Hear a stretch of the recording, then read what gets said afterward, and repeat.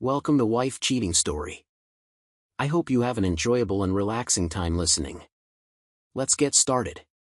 "You never saw me as more than an amuse-bouche, did you?" whispered Travis, his eyes heavy with guilt. In a secluded cabin by the lake, Ashley's world unraveled as her affair collided with a damning revelation. Clayton, her husband of 25 years, had known everything. The walls seemed to close in as Clayton's cold voice echoed, "You thought you could betray me and walk away unscathed." What began as whispered secrets and stolen touches spiraled into a game of deception, blackmail, and revenge. But in a world where loyalty is bought and betrayal runs deep, who will truly escape the reckoning? Chapter 1. Clayton Marsh studied himself in the mirror of his private home office. Outside the window, dusk settled over the sprawling Marsh estate, an architectural showpiece of glass and polished stone that rose from manicured lawns. The reflection that looked back at him was that of a composed man in his early 50s, slightly graying at the temples, wearing an impeccably tailored suit. Everything about Clayton Marsh spoke of success: his posture, his measured speech, the careful way he handled the Mont Blanc pen in his hand. Yet behind the calm eyes was a simmering tension that only a few people sensed. He had married Ashley 25 years ago. They had built a life of prestige, supporting each other's ambitions. Now, with each passing month, he felt that very life slipping from his control. He set down the pen and turned his gaze to the photo on his desk. Ashley, beaming in a sleeveless designer gown, and their daughter, Amy, tall and poised, even as a teenager. The photo had been taken at Ashley's charity gala last year, a glamorous event that Clayton had bankrolled. In the picture, he stood slightly off to the side, wearing a polite smile that never reached his eyes. A soft knock on the door pulled him from his thoughts. "Yes?" Diana, his personal assistant, stepped in. She was in her mid-30s, poised, with warm brown eyes and an air of competence that Clayton valued. "Sorry to interrupt, sir. You asked me to let you know the moment James Coleman arrived." "Thank you, Diana," he said, standing and buttoning his suit coat. "Show him into the library. I'll meet him there." As she left, Clayton permitted himself a small exhale. James was new to his circle of associates, an aspiring investor who had befriended Ashley at some fundraiser.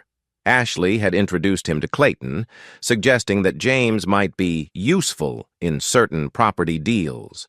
But something about James's overly polite manner and the way he hovered around Ashley had pricked Clayton's instincts.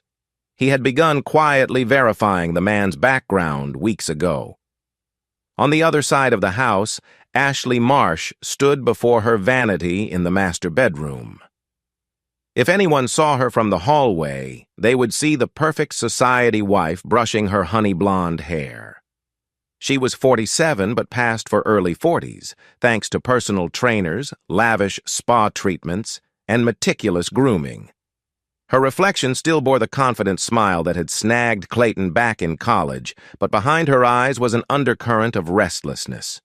She was bored with routine, bored with being overshadowed by her husband's business empire, bored with the charitable committees that acted more as social clubs than philanthropic missions. A new excitement glowed in her eyes at the thought of James. He had been direct with her, talking of how she deserved more than playing second fiddle to a man obsessed with deals and contracts. James made her feel seen, indulging her fantasies of a life truly lived, as he put it. Ashley told herself this was harmless, that she only wanted friendship. But a part of her, one that she had tried to ignore, thrilled at the clandestine phone calls, the lingering touches at events, the potential for more. She spritzed an expensive perfume and began selecting jewelry with practiced ease. The door to the dressing area opened, revealing their daughter, Amy, leaning against the doorframe.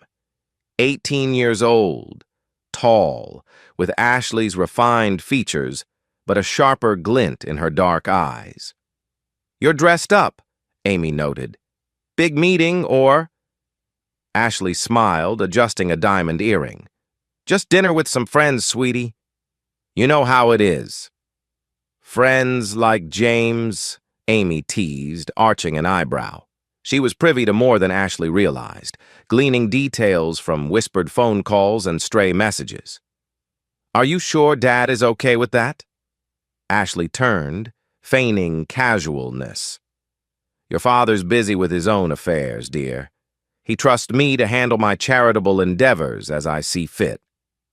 Amy strolled in, her hair in a high ponytail. "Dad might be busy, but he's not blind. He notices you're leaving the house more. He sees the new outfits." "It's just for appearances," Ashley said, though her stomach flipped. She looked at her daughter. "I'm not doing anything wrong, if that's what you're implying. I just need some breathing room from your father's controlling ways." Amy stepped closer, lowering her voice. "I'm not judging, Mom. But if you're going to do something big, do it right. Dad's formidable. You won't want to get caught off guard." With that, she gave a small smirk and left. Ashley stood there, heart pounding, reflecting on how her daughter's cunning mirrored her own old instincts, only sharper. While her parents maneuvered around each other with delicate half-truths, Amy Marsh lived in a silent swirl of her own plotting. After all, she was on the cusp of adulthood, stepping into a future overshadowed by her father's legacy. She carried a slender binder of college brochures. A few nights earlier, she had eavesdropped on Ashley's phone call with James. "If only Clayton gave me half the attention he gives his business deals," Ashley had lamented. James's voice had purred back. "You deserve real passion, not a trophy marriage." Amy saw an opportunity. She recognized that her mother's dissatisfaction was a key to forcing changes in the family dynamic, changes that might benefit her as well. If her mother's resentment escalated, if her father got too distracted by personal crises, the door would open for Amy to manipulate financial decisions in her favor. She knew exactly how to appear the sweet, naive daughter while pushing her mother into riskier territory with James and possibly with others. Rounding a corner in the mansion's corridor, she spotted Travis, the new personal trainer, carrying a file of workout schedules. Travis was in his late 20s, fit, and had that easy confidence that made him the center of attention at staff gatherings. She had heard rumors that Ashley had begun scheduling extra private sessions with him. Another puzzle piece, Amy thought, another potential wedge in her father's carefully managed life. Clayton strode into the library, finding James Coleman admiring the wall of rare books in their mahogany shelves. The library's windows overlooked the estate's rose garden, Clayton's personal retreat. He had chosen the location intentionally for this encounter, wanting to remind James that this was his domain. "Mr. Marsh?" James turned, flashing a pleasant smile. "Thank you for seeing me on short notice." "Always a pleasure," Clayton answered politely. He gestured for James to sit in a leather armchair across from him. "So, Ashley said you're looking into potential property investments?" "Yes," James said, trying to exude confidence. "I've been researching expansions in the region's housing sector. Ashley mentioned your firm sometimes invests in real estate beyond your main business. I was hoping to discuss a partnership." Clayton's eyes flickered to the antique clock on the mantel. "And you believe I can help you secure additional capital or introductions?" "Yes?" James leaned forward. "Precisely. My plan is to revitalize certain underutilized neighborhoods, turn them into upscale communities. The returns could be massive, especially with your network. I'd be willing to give you a favorable share if you come in as a silent partner." "I see," Clayton said, neither encouraging nor dismissing. "How did you meet Ashley again?" "We bumped into each other at Diana's charity function last month," James said smoothly. "She thought I had interesting ideas." Clayton nodded, noticing how James's mention of Ashley carried a certain warmth. "My wife is quite good at spotting potential," he replied. "She invests in philanthropic ventures but also has an eye for profitable connections." James's posture relaxed a bit, thinking he'd found an opening. "Indeed. She's remarkable. Your wife very open-minded, supportive. She, told me she's sometimes stifled by your corporate approach." He paused, checking for a reaction. Clayton only smiled softly. "I appreciate your candor, James. Let's say I want to see something tangible like a business proposal before I consider a large investment. Could you do that?" James's eyes brightened. "Yes, absolutely. I can prepare documents by next week if you'd like. Your wife said the same, that you'd want specifics. I'd be honored to show you." "Good." Clayton stood, effectively signaling the conversation's end. "I'll have my assistant Diana set another appointment. Let me walk you out." As they moved through the grand hallway, James allowed his gaze to wander, admiring the artwork, the luxurious decor, and maybe searching for a sign of Ashley. But Clayton directed him seamlessly to the front door. "I look forward to your proposal," Clayton said, shaking his hand firmly. "Have a good evening." Once James was gone, Clayton paused at the foyer window, watching the man's car disappear down the driveway. He pressed a button on his phone, sending a silent text to an unseen collaborator. He's left. Full background check now. Then he pocketed his phone, a grim satisfaction on his face. He had methodically prepared for this confrontation, collecting allies who owed him favors or were grateful for his generosity. For weeks, they had quietly compiled evidence of James's finances, motivations, and potential leverage, and James had walked right into it. Some minutes later, Diana found Clayton in the smaller lounge near the front of the estate. "Anything else you need before I head home, sir?" she asked. He studied her face carefully, seeing loyalty he trusted. "Yes, actually. Contact our mutual friend, Travis. Let him know I'll have new instructions tomorrow." "Of course." Diana recognized Travis as the personal trainer Ashley had taken a sudden interest in. She also knew Travis was quietly on Clayton's payroll, reporting any suspicious activity. The plan involved multi-layer infiltration. Travis provided intelligence from within the house, while others in the circle would handle the broader social environment. "How is your niece's scholarship application?" Clayton asked, changing the subject abruptly. Diana smiled softly. "She was accepted." "Thank you for your recommendation." He waved off the gratitude. "Consider it a small token of appreciation. I value loyalty." The subtext was clear. Those who stood by him would be rewarded.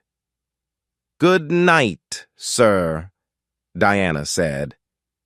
It emerges that Clayton has been quietly building a comprehensive network of informants and beneficiaries, people who owe him for scholarships, jobs, or financial assistance.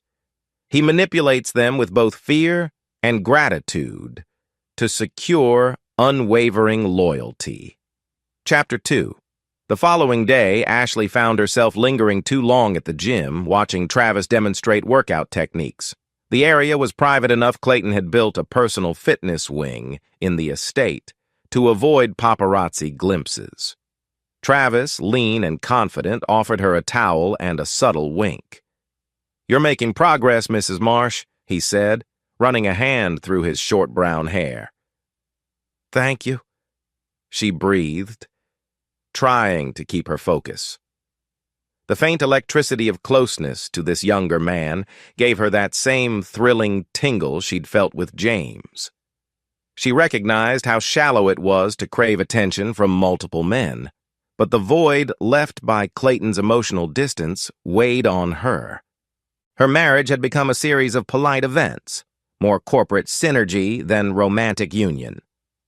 I was thinking, Travis said, lowering his voice as he moved closer. Maybe we'd do a private session tonight, some advanced stretches. If you're free? Ashley hesitated. A month ago, she might have leapt at the chance. But her entanglements with James were already complicated. Did she need more risk?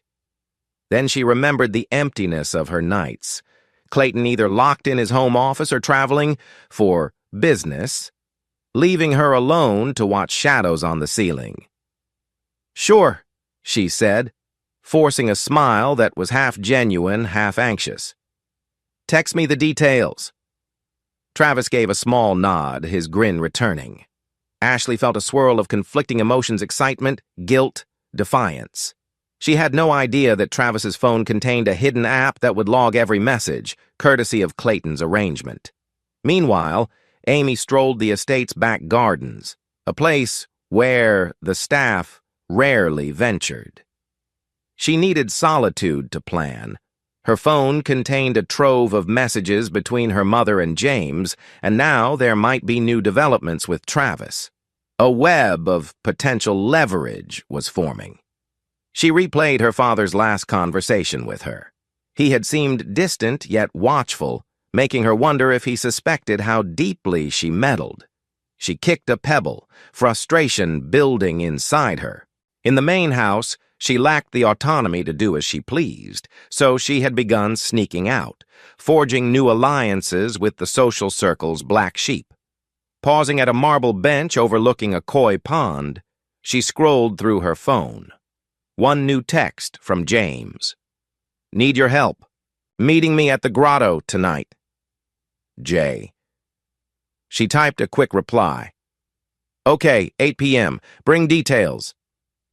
He had insisted she keep their alliance secret from Ashley. They both recognized that dividing mother and daughter's interests was beneficial. On one hand, James flattered Ashley to keep her attached, while on the other, he conspired with Amy to manipulate them both. Amy was comfortable in this double role. She found it exhilarating. Amy is revealed to be forging a separate relationship with James, one not just about helping her mother, but about ensuring Amy's own future. She's using James's interest in Ashley to glean secrets about him and possibly set them both up in a larger scheme. Clayton's quiet reassurances. That evening, Clayton returned from a full day at his corporate offices. The staff discreetly parted ways, welcoming him with subdued nods.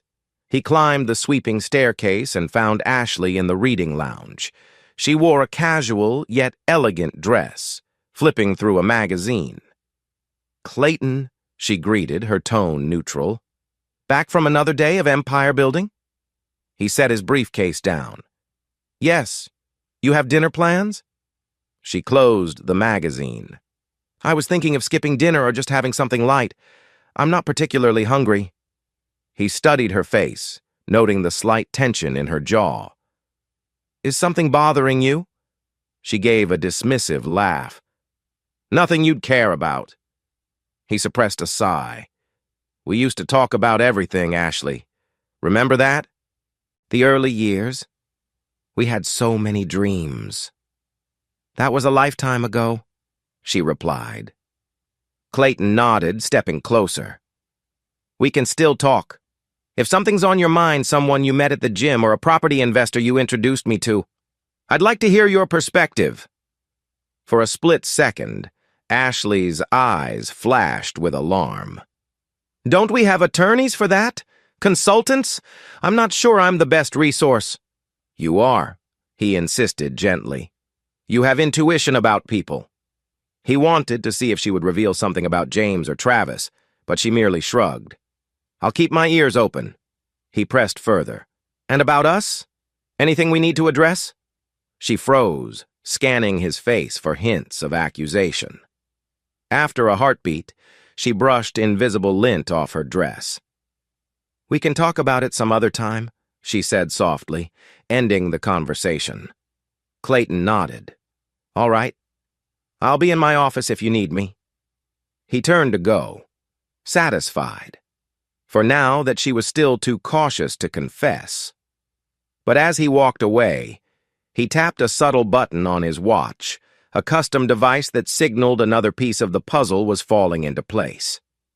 Meanwhile, James sat in a dimly lit corner booth at the Grotto, an upscale lounge. The decor was modern, the lighting subdued. He sipped top-shelf whiskey, glancing at his watch. If Amy was punctual, she'd arrive soon to discuss their next moves. He needed her help to navigate Ashley's mood swings and keep their plan on track.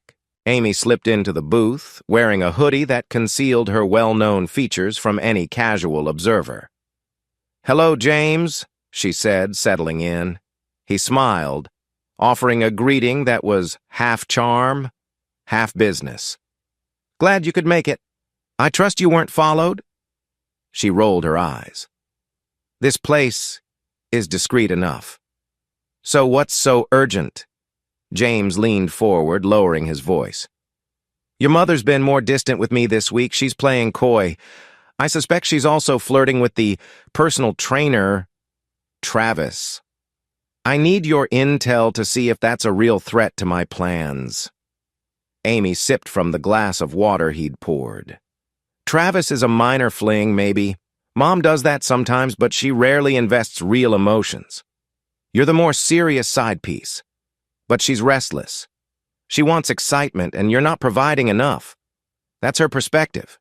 He nodded thoughtfully. "Then I need to up the excitement. Perhaps hint that I'm planning to sweep her away to some exotic place, show her she's not just an accessory." Amy shot him a sidelong glance. "You can do that? Financing a lavish trip?"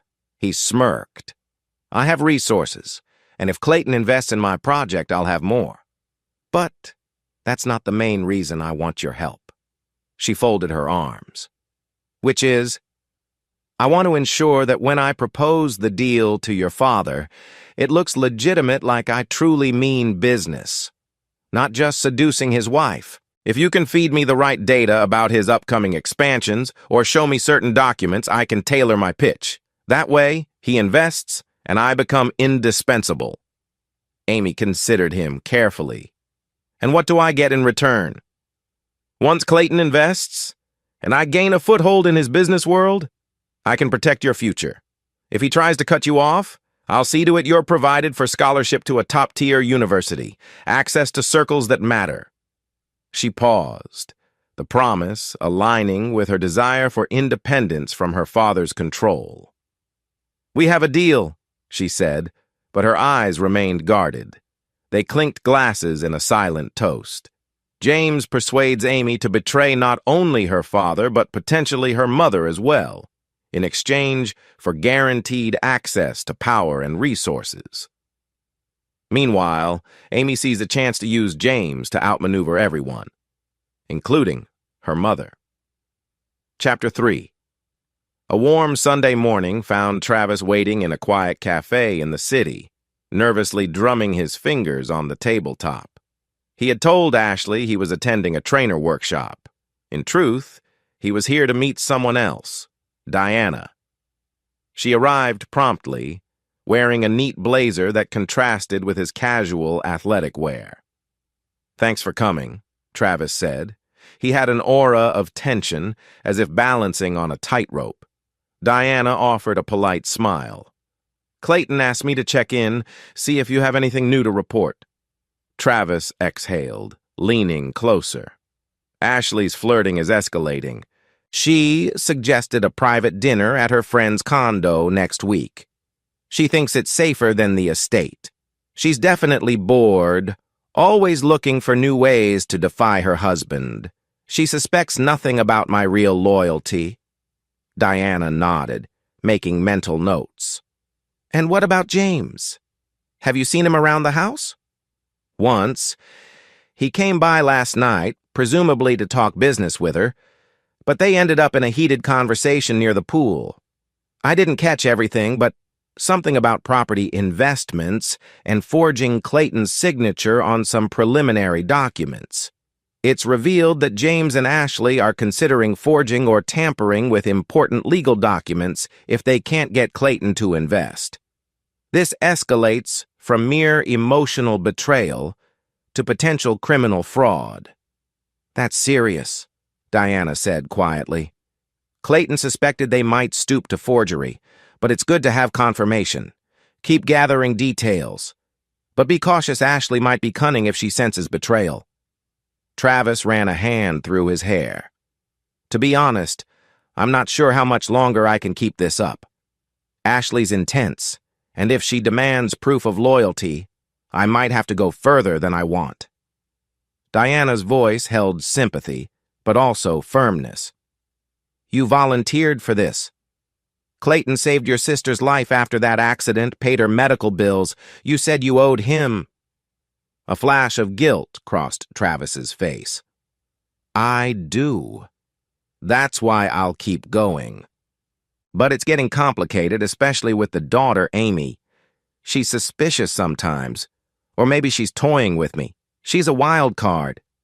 Clayton's aware, Diana said, finishing her coffee. Just gather what you can. Once we have enough proof, he'll make his move. They parted ways, each burdened by the roles they played in Clayton's grand plan.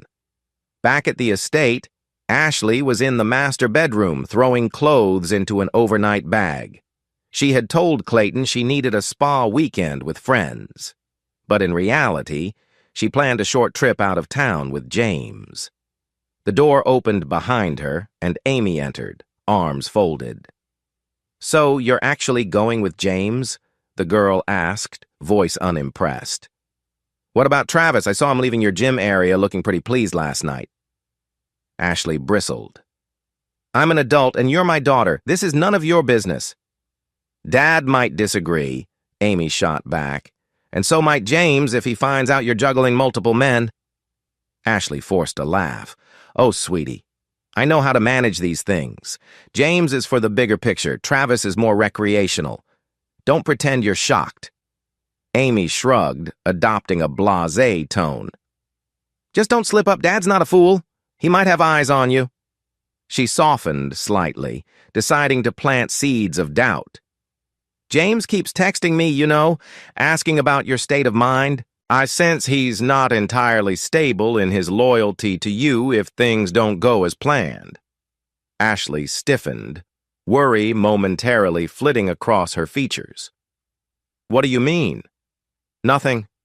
Just watch your step, Amy said, turning to leave, satisfied she had sown uncertainty in her mother. Her phone buzzed with a message from James. Need an update. Are you alone? Miles away in the gleaming boardroom of Marsh Enterprises, Clayton concluded a meeting with senior executives. The large windows offered a panoramic view of the city skyline, but his mind was half focused on matters at home. As the final colleague left, Diana quietly entered, handing him a discreet folder. Travis's notes from earlier, she said softly. He's confirmed more forging talk. Also, Ashley is heading out of town tonight, likely meeting James. Clayton nodded, flipping through the papers. Each page detailed times, locations, suspicious phone calls, enough to build a robust case for both personal and legal recourse. With a controlled breath, he placed the folder in a locked drawer. Clayton's plan extends beyond personal revenge. It includes a legal trap for both Ashley and James, potentially involving forgery charges or civil suits that could bankrupt them if they proceed with their scheme. He looked up at Diana, appreciation shining in his eyes. You've been invaluable. If this works, you'll be well taken care of. She offered a small smile, discreet. I'm just fulfilling my role, sir. Then, after a brief hesitation, she added, but if I may, you do realize how this might break your family beyond repair? A flicker of pain crossed his expression. I realize, but it's them who have forced my hand. They won't stop unless forced to confront the consequences.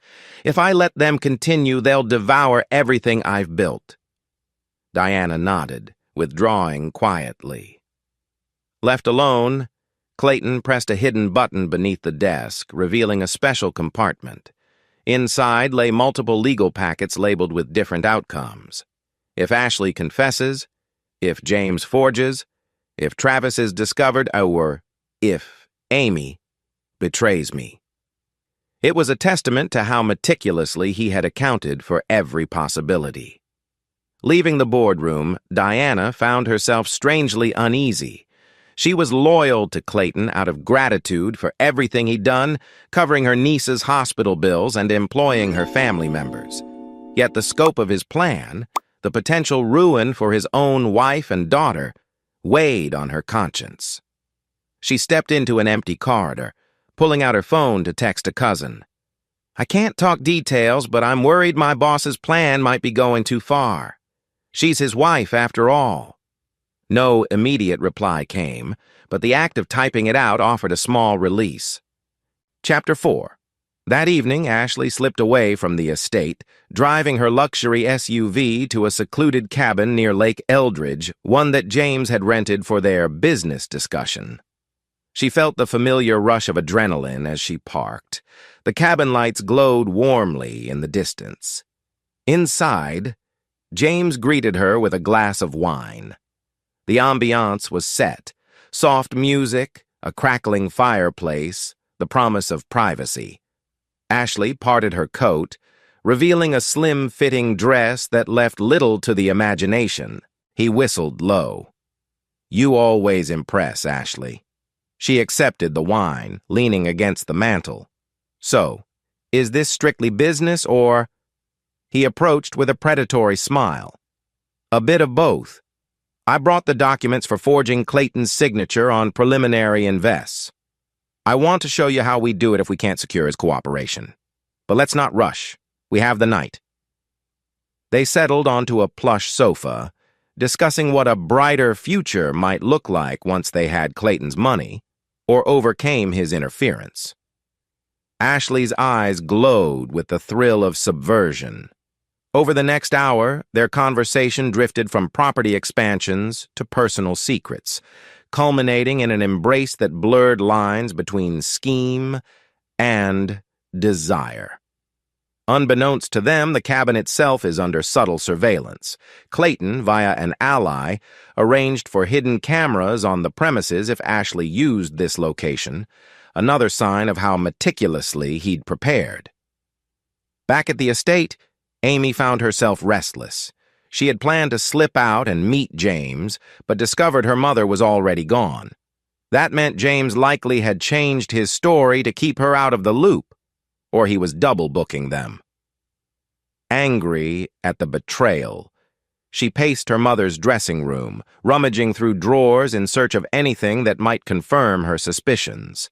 She uncovered a hidden phone a spare Ashley used for covert communications, presumably with James and possibly Travis. Flicking through messages, she saw references to Lake Eldridge, tonight, cabin.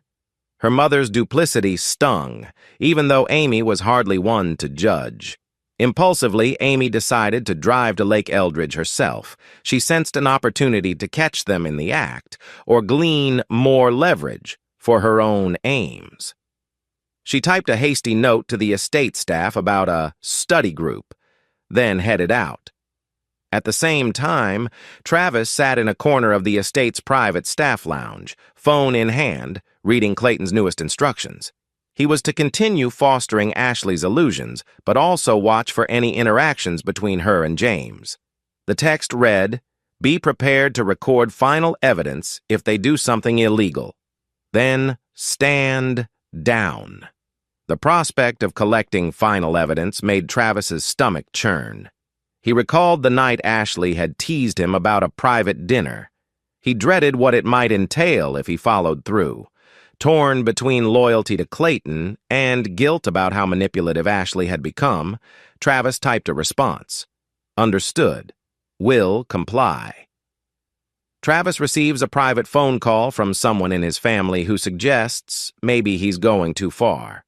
He starts to question whether giving Clayton the final evidence might ruin Ashley's life beyond salvation. He contemplates telling Ashley the truth. Just as he was about to send the message, his phone buzzed. "Incoming call. Aunt Linda." He sighed, answering quietly. Linda had ties to the local press. She'd been urging him to leak something about the Marsh family for a quick payday. She asked again if he had anything sensational yet. Torn between an easy chunk of money and loyalty to Clayton, Travis lied. No new leads. He ended the call, feeling the walls closing in from all sides. Night fell. At Lake Eldridge's cabin, Ashley and James were in a heated embrace near the fireplace when a flash of headlights outside made them freeze. "Who would come out here at this hour?" Ashley whispered, heart pounding. James peered through the curtains. "No clue. Should we be worried?" Before they could act, the door handle rattled. Ashley quickly buttoned her blouse, while James stuffed the questionable documents about forging signatures into his bag. The door swung open, revealing a breathless Amy, her eyes darting to the intimately lit scene. "What the hell?" Ashley exclaimed. "Amy, how did you find us?" Amy forced a scornful laugh. "How do you think, Mom? This is the phone you thought you hid so well." She brandished the spare phone in her hand. "I recognized the address." James cursed under his breath. "This is not what it looks like," he tried, but Amy's furious glare said otherwise. Ashley quickly switched to damage control mode. "Amy, I told you to stay out of my personal matters. This is just a business discussion. We were going over investment plans." Amy let out a derisive snort. "Right. Like Dad would believe that if I took some pictures right now." She raised her own phone threateningly. James took a step forward, holding out his palm. "We're on the same side here, remember? We all want to free ourselves from your father's tyranny. Don't blow it." "Same side?" Amy's eyes gleamed. "You never told me you'd be meeting Mom alone, at a cabin. You claimed you had to do some separate property checks. Now I see how you operate." She took another step in, her phone camera poised. Ashley's face twisted, with equal parts anger and fear. "Amy, what do you want from us? You can't just barge in here and blackmail me with photos. I'm your mother." Amy hesitated, a swirl of resentment and longing crossing her features. Her reason for coming here was partly to confirm James's disloyalty, partly to gather material to manipulate them both. But seeing them together reignited her fury. Amy starts taking photos, threatening them with exposure, only to realize her phone is not functioning properly. A subtle piece of software installed by Clayton prevents her from saving new incriminating pictures. She's momentarily at a loss. She scrolled her phone in confusion. "No, it's glitching. I can't access the camera. Did Dad hack my phone again?" James snarled. "That's just perfect. We're all compromised." He turned to Ashley. "We might as well call it." "This is too risky." Ashley looked close to tears. "What are we going to do if we can't get out from Clayton's grip?" Amy's frustration boiled over. "You're both pathetic. I wanted to see if I could use you," she pointed at James, "to secure my own finances. But you're just another liar. And you," she turned on her mother, "you have zero shame, chasing younger men like Travis or cheating with James." Ashley's retort died in her throat as the cabin's door burst open again, revealing a silhouette. Clayton Marsh. All three froze. Ashley, hair disheveled, James clinging to a bag of suspicious documents, Amy holding a half-disabled phone. Clayton stepped inside, calm as ever, but his eyes flicked between them with cold comprehension. "Lovely family gathering," he said softly, stepping deeper into the cabin. "Or is it a business meeting, since you're so fond of calling it that?" Ashley swallowed. "Clayton, how did you?" He gestured to the phone in Amy's hand. "Really, you all never learn. My software logs everything." He turned his gaze on James. "You planned a big real estate forgery scheme here, didn't you? Hoping my wife would provide access to my capital or signature?" James tried to stammer a denial, but Clayton raised a cautioning hand. "Save it. I have enough evidence to bury you. And you." He turned to Ashley. "I hope your short thrill was worth it." Amy stepped forward, her voice trembling. "Dad, you can't come in here and pretend you're the victim. You put us in that mansion, controlling everything, ignoring us while building your empire." "Enough." Clayton's voice was final. "I gave you love, opportunities, an education, and you all took it for granted. You conspired behind my back, tried to ruin me. Now I see you at a secluded cabin, forging documents." Suddenly, headlights shone through the window, another car arriving. Clayton allowed himself a small smile. "Ah, perfect timing." Diana and Travis appear, each from different vehicles, revealing they've followed separate instructions from Clayton. They witnessed the final confrontation. Diana came in first, cautious but confident, holding a small folder. Travis arrived next, glancing around. The shock in Ashley's eyes was evident. The personal trainer and the loyal assistant both aligned with Clayton. "You all planned this?" she whispered, horrified. Travis apologized softly. "Mrs. Marsh, I had a debt to Mr. Marsh. You never saw me as more than an amuse-bouche anyway." James tried to slip away, but Diana blocked him, brandishing the folder. "Not so fast, Mr. Coleman. We have records, courtesy of the local county clerk, of your financial irregularities. And the property you claim to have a stake in is in foreclosure." "What is this? A sting operation?" James snapped, sweat beading on his forehead. Clayton nodded, calm but ruthless. "Precisely. And all of you have just delivered me the final pieces of evidence.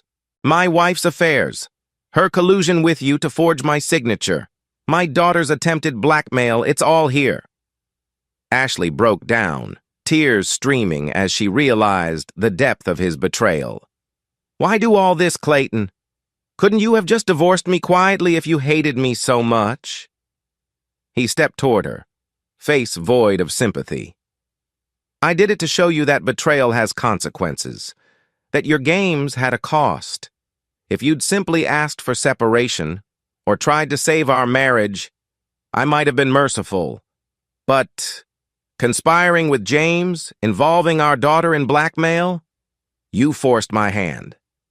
Amy's voice shook with anger. "You call this fatherly love? You humiliate your wife and child to teach a lesson?" Clayton glared. "Better humiliation now than letting you devour me alive." He glanced at Travis and Diana. "Thank you for your parts in this. You'll be compensated as promised." Travis, pale, managed a nod. Diana moved closer, placing the folder on a table. "Everything is in place, Mr. Marsh. The authorities are on standby if you want to press charges for attempted forgery or blackmail." James paled. "Authorities? We can make a deal.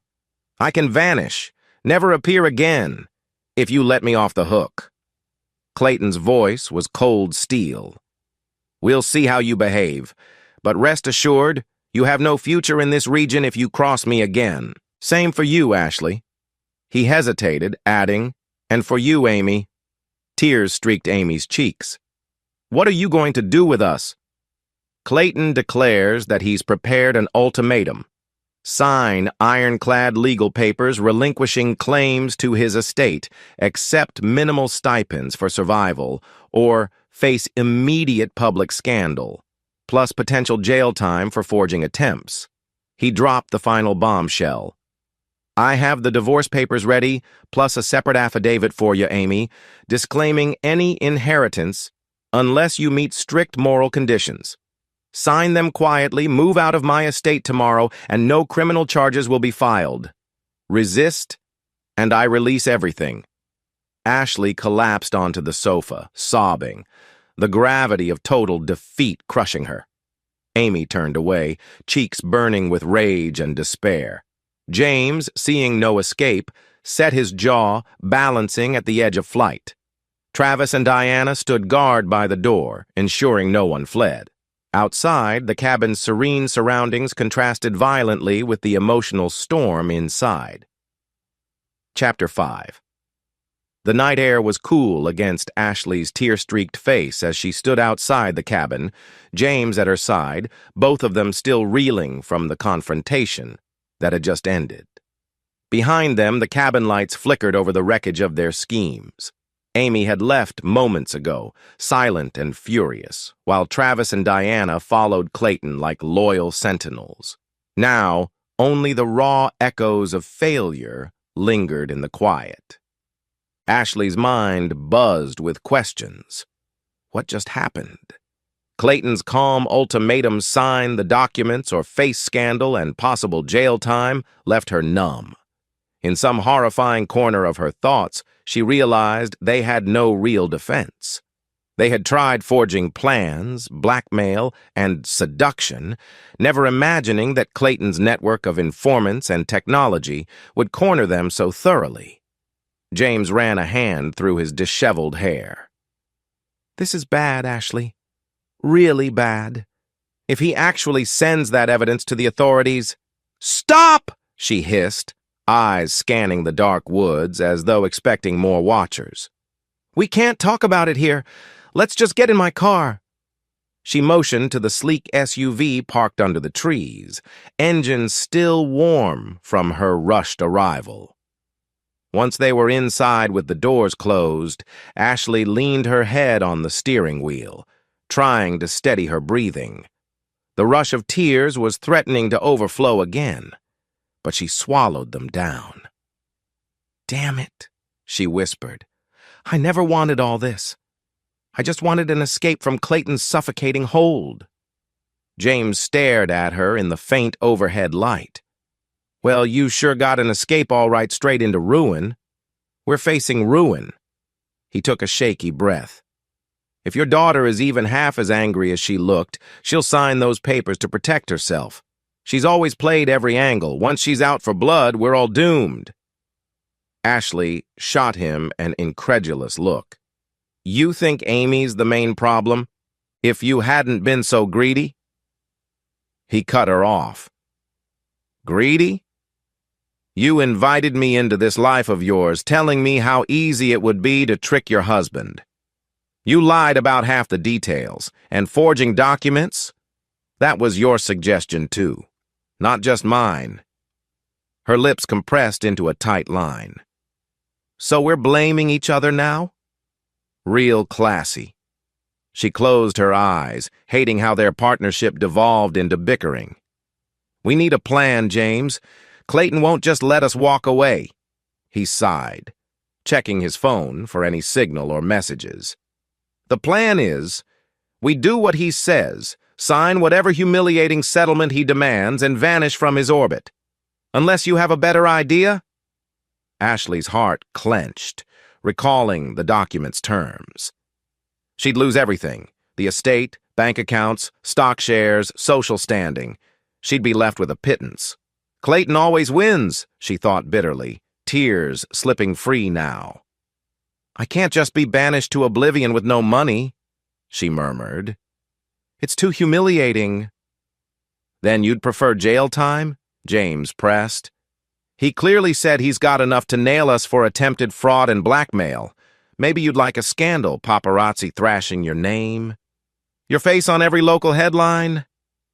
Ashley let out a trembling breath. "I don't know. I really don't know." She cranked the ignition, headlights piercing through the forest gloom. Without another word, she drove them away from the cabin, each lost in the swirling torment of defeat and fear. Amy's car sped down back roads, her knuckles white on the steering wheel. The tears she refused to shed stung at the corners of her eyes.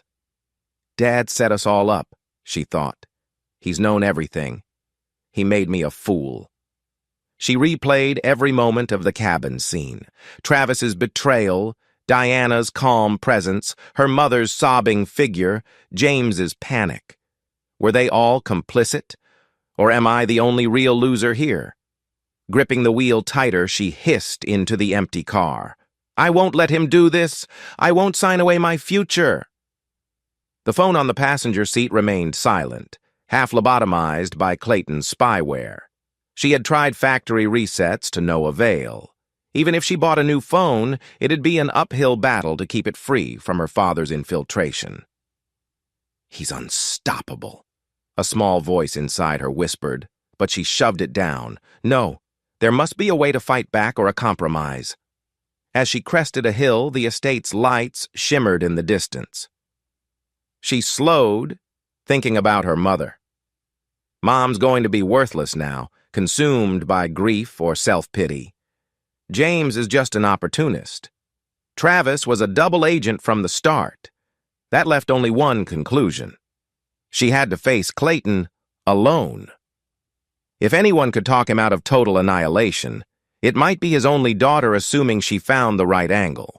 Amy decides to approach Clayton with a half-truth apology, hoping to secure a partial restoration of her inheritance under the guise of sincere remorse, even as she contemplates double-crossing him later if an opening arises. Back at the mansion, Clayton sat in his private study, the atmosphere quiet, except for the faint hum of air conditioning. A single desk lamp illuminated the array of documents. Final copies of settlement papers for Ashley, disclaimers for Amy, non-disclosure agreements for James, plus a thick folder labeled "Legal if they resist." Diana stood near the door, politely waiting. She had accompanied him back from the cabin, offering to finalize any tasks before leaving. "Are you certain there's no chance for reconciliation, sir? For your daughter, at least?" Clayton's expression softened momentarily. "Amy's gone too far. She's threatened me, tried to blackmail me, allied with James, but a part of me still wants to see her salvage some decency. The door is open if she genuinely repents and acknowledges my conditions." Diana nodded. "You might find she'll try that approach soon." He steepled his fingers. "I'll know if she's sincere or just maneuvering. Keep an eye on her phone logs if she calls James or tries to set new schemes in motion." Clayton is not entirely heartless. He's left a narrow path for Amy to return to his good graces, though it requires genuine transformation. He's less forgiving toward Ashley, whose betrayal runs deeper and is entwined with multiple affairs. At midnight, Ashley arrived home. Her eyes were red, body trembling with exhaustion and heartbreak. As she slipped inside, she found Amy waiting in the foyer, arms crossed. The tension crackled like static electricity. "You're back," Amy said flatly. "How was your cozy ride with James?" Ashley glowered. "Don't mock me. I'm in no mood. Where did you go after storming out of the cabin? Straight to Dad to update him further?" Amy's jaw clenched. "You think I'm working with him after everything?" "Aren't you? You're the one who spent half your teen years conning people.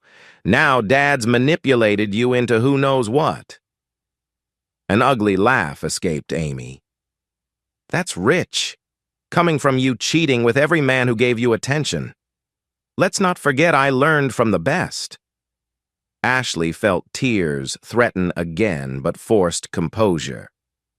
"We both messed up. Now we face the consequences. Dad wants us to sign away all claims. We'll be left with scraps. We might need to stand together, force him to negotiate." Amy exhaled, uncertain. "Are you sure that's wise? He's got all the leverage. If we threaten him, he'll just push the nuclear button, release the evidence. We'll be shunned publicly, maybe even indicted." Ashley's eyes flickered with desperation. "I can't be a pauper, living on pennies. I'd rather risk scandal." "That scandal includes me," Amy reminded her, bitterness lacing her words. "You want to drag me down with you?" Ashley's shoulders sagged. "No. But what are our options?" "Maybe we do partial compliance," Amy suggested. "Sign the documents, but at the same time find a hidden angle to keep some assets or gather hush money from someone else. If we're careful, Dad might not notice." Ashley stared at her daughter. "Like stashing away jewelry or reselling it, or forging a smaller property deed. But that's more forgery. Didn't we learn our lesson? Amy let out a shaky breath, crossing her arms again. Look, I'm not proud, but if we do nothing, we're doomed to a bleak existence. Dad's punishing us to the extreme. She paused, glancing at the sweeping marble floors. He wants repentance, but maybe we can give him just enough to drop his guard. A pang of guilt hit Ashley. What if we deserve this punishment, she wondered for a flicker of a moment, but her survival instinct screamed louder. All right, she said. We'll appear compliant, sign what we must. Meanwhile, we keep an eye out for any assets or allies we can quietly secure. Thus formed a fragile mother-daughter alliance, built on self-preservation rather than trust or love. Chapter 6. The next morning, James found himself locked out of his usual social haunts. The clubs he frequented, the circles he leveraged for business doors, shut quietly in his face. Word of some scandal around forgery attempts had trickled out. Not the full story, but enough to mark him toxic. Desperate, he visited an old acquaintance, a semi-disgraced lawyer named Reuben Kwan, in a shabby downtown office. Reuben greeted James with a half-sneer. Heard you got on Clayton Marsh's bad side. That's quite the death sentence socially. James tried to remain calm. I need help pushing back. Marsh threatened to bury me, but maybe we can sue him for entrapment or intimidation. The lawyer snorted. Entrapment? He's a private citizen, not a cop. If you engaged in real forgery or blackmail, that's on you. Even if he set up cameras, your actions are your own. Also, intimidation is tricky to prove if he's simply defending his assets. You have evidence he threatened violence? James's face hardened. No violence, just exposure and legal suits that'd ruin me. Reuben shrugged. He's well within his rights if you tried forging or blackmail. Don't see a good angle for you. Fuming, James left the office. The only fallback was to cling to Ashley's resources, except her resources were being stripped away. If she decided to sign those humiliating documents, he'd be left with no leverage. He stalked out, pushing past pedestrians on the sidewalk, mind churning for a last gamble to salvage his dreams. Maybe if Ashley holds out, we can threaten to release scandalous info about Clayton. But how? Clayton's 10 steps ahead. Meanwhile, at Marsh Enterprises, Clayton prepared an official meeting. He had instructed Ashley, Amy, and James to appear at the corporate conference room that afternoon. Each arrived at separate times, escorted by building security. The tension was thick enough to taste. The trio found Clayton seated at the head of the polished table, flanked by Diana, a quiet notary public, and a small security detail. Travis lingered unobtrusively in the back, arms folded, eyes down. Clayton wasted no time. You all have the final choice. Sign these documents or face the consequences. We can do it peacefully, or I can release the recordings, the photos, the logs of your conspiracies. Ashley's eyes flickered to the notary, then to the stack of papers. Her voice trembled. This is insane. We're a family, for God's sake, not criminals. Clayton stared at her. I recall you at that cabin forging blueprint docs, talking about forging my signature. That's criminal enough. But, yes, we used to be a family. He turned to Amy. In your case, you disclaim your inheritance until you meet conditions of ethical conduct, no more blackmail, no more alliances with con artists. Then we reevaluate in a few years. Amy bit her lip, scanning the faces in the room. She saw no sympathy. He's so sure he's won. Maybe he had. Her mother's presence at the other end of the table felt miles away. James slumped in a chair, brow damp with sweat. The notary passed out the documents. Amy has a hidden phone, a backup that Clayton might not have discovered. She contemplates using it to record or to bluff her father, but she senses now might not be the moment. Clayton gestured to the security detail. "Should anyone refuse to sign, these gentlemen will escort you out, and I'll call in a press leak. I have friendly journalists who'd love this story." Diana stepped forward, eyes downcast but efficient. "Ashley Marsh, please sign here. James Coleman, sign here. Amy Marsh, sign on pages 2 and 4. Ashley's hand shook as she took the pen. A tear slipped down her cheek, but she forced herself to scribble her signature. Next was James, muttering curses under his breath as he complied. Finally, all eyes turned to Amy, who stared at the signature line. Time seemed to slow. She realized that once she signed, her father would hold all the cards. She'd be at his mercy, forced to abide by moral behavior or risk never receiving a dime. Her hand hovered. "Dad, can't we talk about this privately?" Clayton said quietly, "No more private deals, Amy. Sign or face the consequences." A silent war raged inside her. Then her pen scratched the paper, her father's gaze never leaving her face. The notary stamped each page, a solemn finality descending upon them all. When it was done, Diana gathered the documents, stacking them into a binder. Clayton rose. "We're finished here. You have 48 hours to vacate the estate. Your stipends will be arranged, enough for an apartment. Basic expenses." He paused, his tone fractionally softer. "Ashley, I gave you 25 years of my life. Now I give you your freedom but not your entitlements. I hope you find whatever happiness you sought." Ashley sobbed, but he ignored her tears, turning to James. "I've added a clause. Any attempt to approach me or my associates for business results in immediate public exposure of your forgery attempt. That includes contact with my employees or my personal trainer. Is that understood?" James glared, silent, but nodded. Finally, Clayton's gaze fell on Amy. "And you, my daughter, I hope one day you become the person I thought you could be.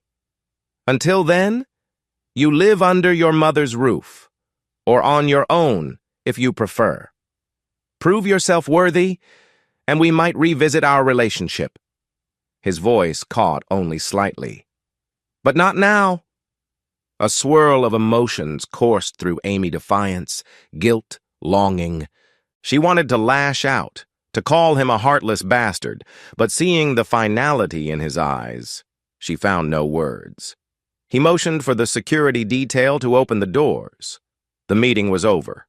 They drifted out, a grim parade of the defeated, leaving Clayton in that conference room alone with Diana. Once the door closed, Clayton allowed a single shuddering breath to escape. Why did it come to this? But he quickly straightened. "Because they forced me," he told himself, ignoring the hollow ache in his chest. That evening, mother and daughter returned to the Marsh estate, armed with the knowledge they had 48 hours to pack. The staff, previously so accommodating, had changed their demeanor. They offered polite help, but clearly recognized the shift in power. The tension was palpable. "It's humiliating," Ashley whispered, stuffing clothes into suitcases, tears surfacing again. "I spent 25 years perfecting this place, making it our home." Amy rummaged for valuables. "Stop crying, Mom. Pack your jewelry. Any small antiques that Dad might not have cataloged. We need resources." She paused, remembering how easily Clayton had discovered their previous stashes. "We must hide them better this time. Maybe store them at a friend's place." Ashley gave a hollow laugh. "What friends? My social circle is your father's circle. They'll side with him or fear him. We have no allies now." A flicker of panic lit Amy's expression. She realized her mother was right. They'd systematically alienated or used people, leaving none truly loyal. She forced a note of bravado. "We'll figure it out. Maybe we sell them discreetly. Some black market arrangement.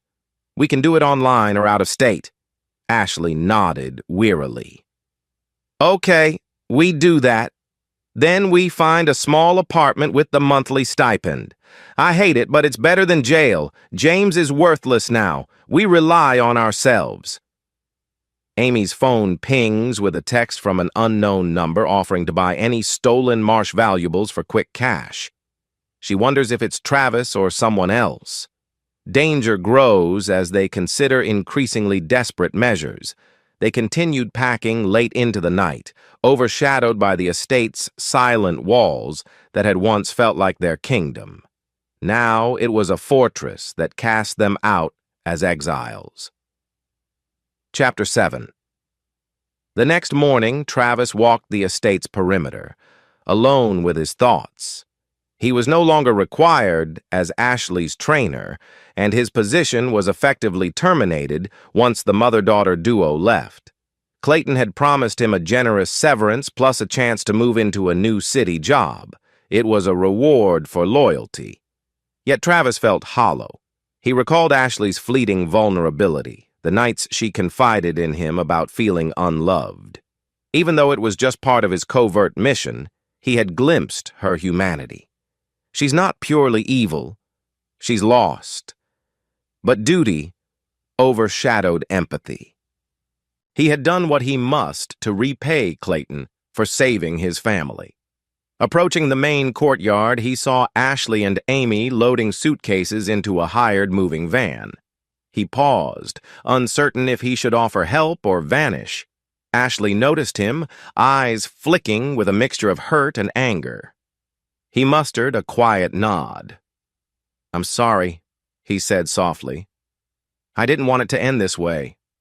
Ashley's gaze swept over him. "Yes, you did. You got your payoff," she spat, turning away. Her words stung more than he expected. Amy paused, regarding Travis with calculating curiosity. "So you were Dad's spy all along. Congratulations." He couldn't meet her eyes. "I had obligations." "Sure," Amy said flatly. "We all did." She slammed the trunk of the van. "Enjoy your new life."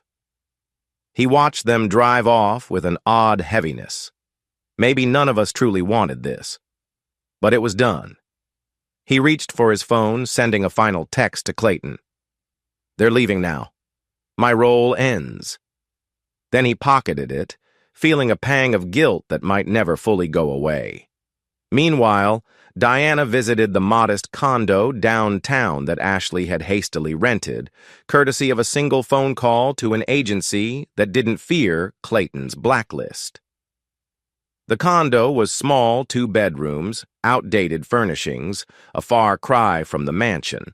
Mother and daughter were still unpacking when Diana arrived, holding a sealed envelope. "Mrs. Marsh?"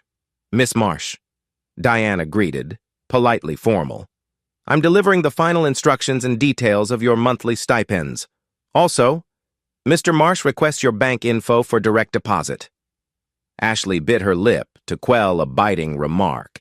She accepted the envelope with trembling hands. "He couldn't deliver this himself?" Diana offered a small, regretful shrug. He thought it best to avoid further confrontation. "Also, the checks for the first month's living expenses are enclosed. If you attempt to deposit them anywhere else, they'll bounce.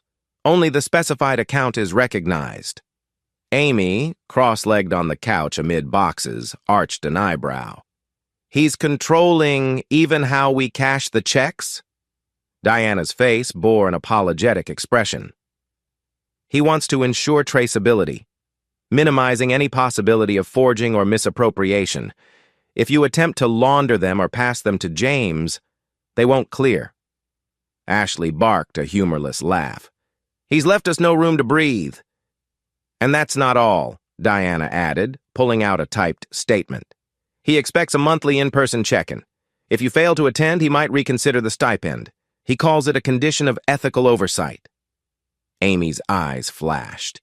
"He's turning our lives into probation?" Diana hesitated. "I'm just the messenger, and I'm sorry. You know, I never took pleasure in—" Ashley cut her off, stepping away. "Just go.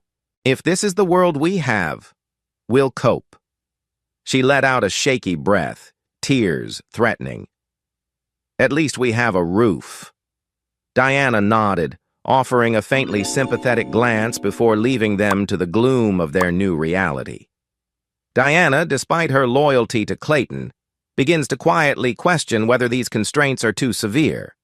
She pockets a spare copy of the updated settlement in case she decides to help Ashley or Amy down the line. Later that afternoon, Amy decided on a bold step. She told her mother she was running errands, but instead, she headed back to Marsh Enterprises. She wanted to see if there was any genuine chance to soften her father.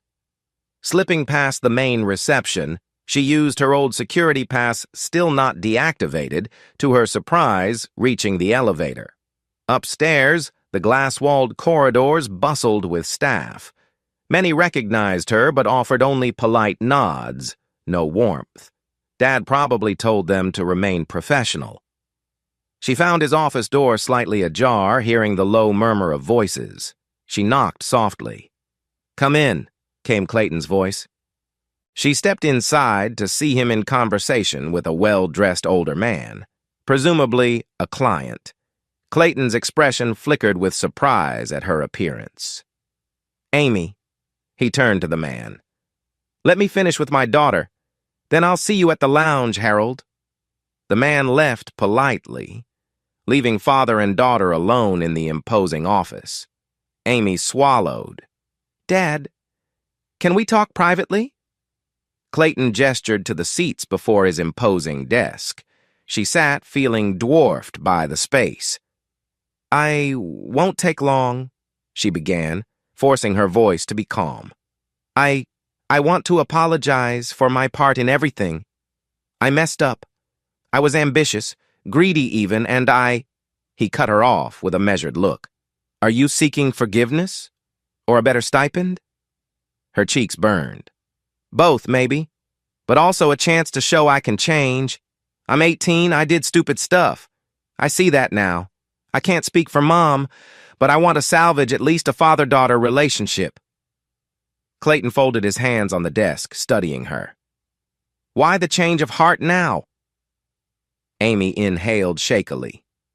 "Because I'm living in a cramped condo, facing a life of poverty if you truly cut me off, and also because you're my father. I used to admire your intelligence, your discipline. I don't want to be your enemy forever." His expression softened a fraction. "What do you propose?" She blinked, not expecting him to be open. "Let me come to Marsh Enterprises sometimes. Let me learn about real business under your guidance. I'll sign any vow you want about not scheming or betraying. I just want a chance to be part of your world again, genuinely." He studied her face, clearly assessing sincerity. "I have conditions. Full transparency. Any phone you use is monitored. Any friend you bring around is vetted. And you obey strict moral guidelines, no cons, no forging, no backroom deals. If you break them once, you're out." The draconian nature of it stung. But Amy nodded, tears forming. "I'll do it. Let me prove myself. I want to become better." Clayton exhaled, leaning back. "All right, but I'll need time to set this up. For now, you remain in that condo. We can reevaluate in a few months. If you pass certain tasks, maybe we can talk about a partial scholarship or a job offer here, but cross me again, and I release everything. Understood?" A tremor coursed through her, relief warring with anxiety. Understood. Clayton's acceptance of Amy's partial repentance is genuine, but Amy's vow isn't fully sincere. She's half-plotting a stealth approach to free her mother from ruin as well, or at least to manipulate resources behind Clayton's back. She's not sure which path she'll take. While Amy tried forging a path back to her father, Ashley sank deeper into desolation at the condo. She spent days rummaging through the boxes, sobbing at each reminder of the estate's lost grandeur. The monthly stipend Clayton had given them was enough for rent, groceries, and basic bills, no more lavish dresses or salon trips. Her social circle dried up. The once lively phone beeped rarely, mostly telemarketers. James was scarcely around. After their humiliating fiasco, he was too busy fighting his own battles. A single text from him read, "We need a bigger plan. Let's not let Marsh crush us." She ignored it for days. She felt hollow, used, and ironically longing for the security she once found suffocating under Clayton's roof. One evening, she rummaged for a bottle of wine, remembering how she had once sipped $1,000 vintages by the mansion's pool. Now she had a cheap grocery store brand that tasted bitter. She stared at old photos on her phone, her wedding day with Clayton, the day Amy was born, early family vacations. Where did it all go wrong? She recognized her part in it, the affairs, the manipulation, the refusal to talk openly with her husband. Ashley contemplates sending Clayton a heartfelt apology letter, but each time she tries to type it out, memories of his ruthless exposure in the cabin stir resentment, fueling a cycle of blame and regret. Finally, in a surge of despair, she typed a short email. "Clayton, can we talk? I beg you." Ashley. She pressed send before she could overthink, not even sure if he'd read it. Chapter 8. Frustrated by isolation and blacklisted in business circles, James convened a meeting with two shady contacts in a grimy downtown bar. The neon sign flickered overhead, and a jukebox played half-distorted tunes.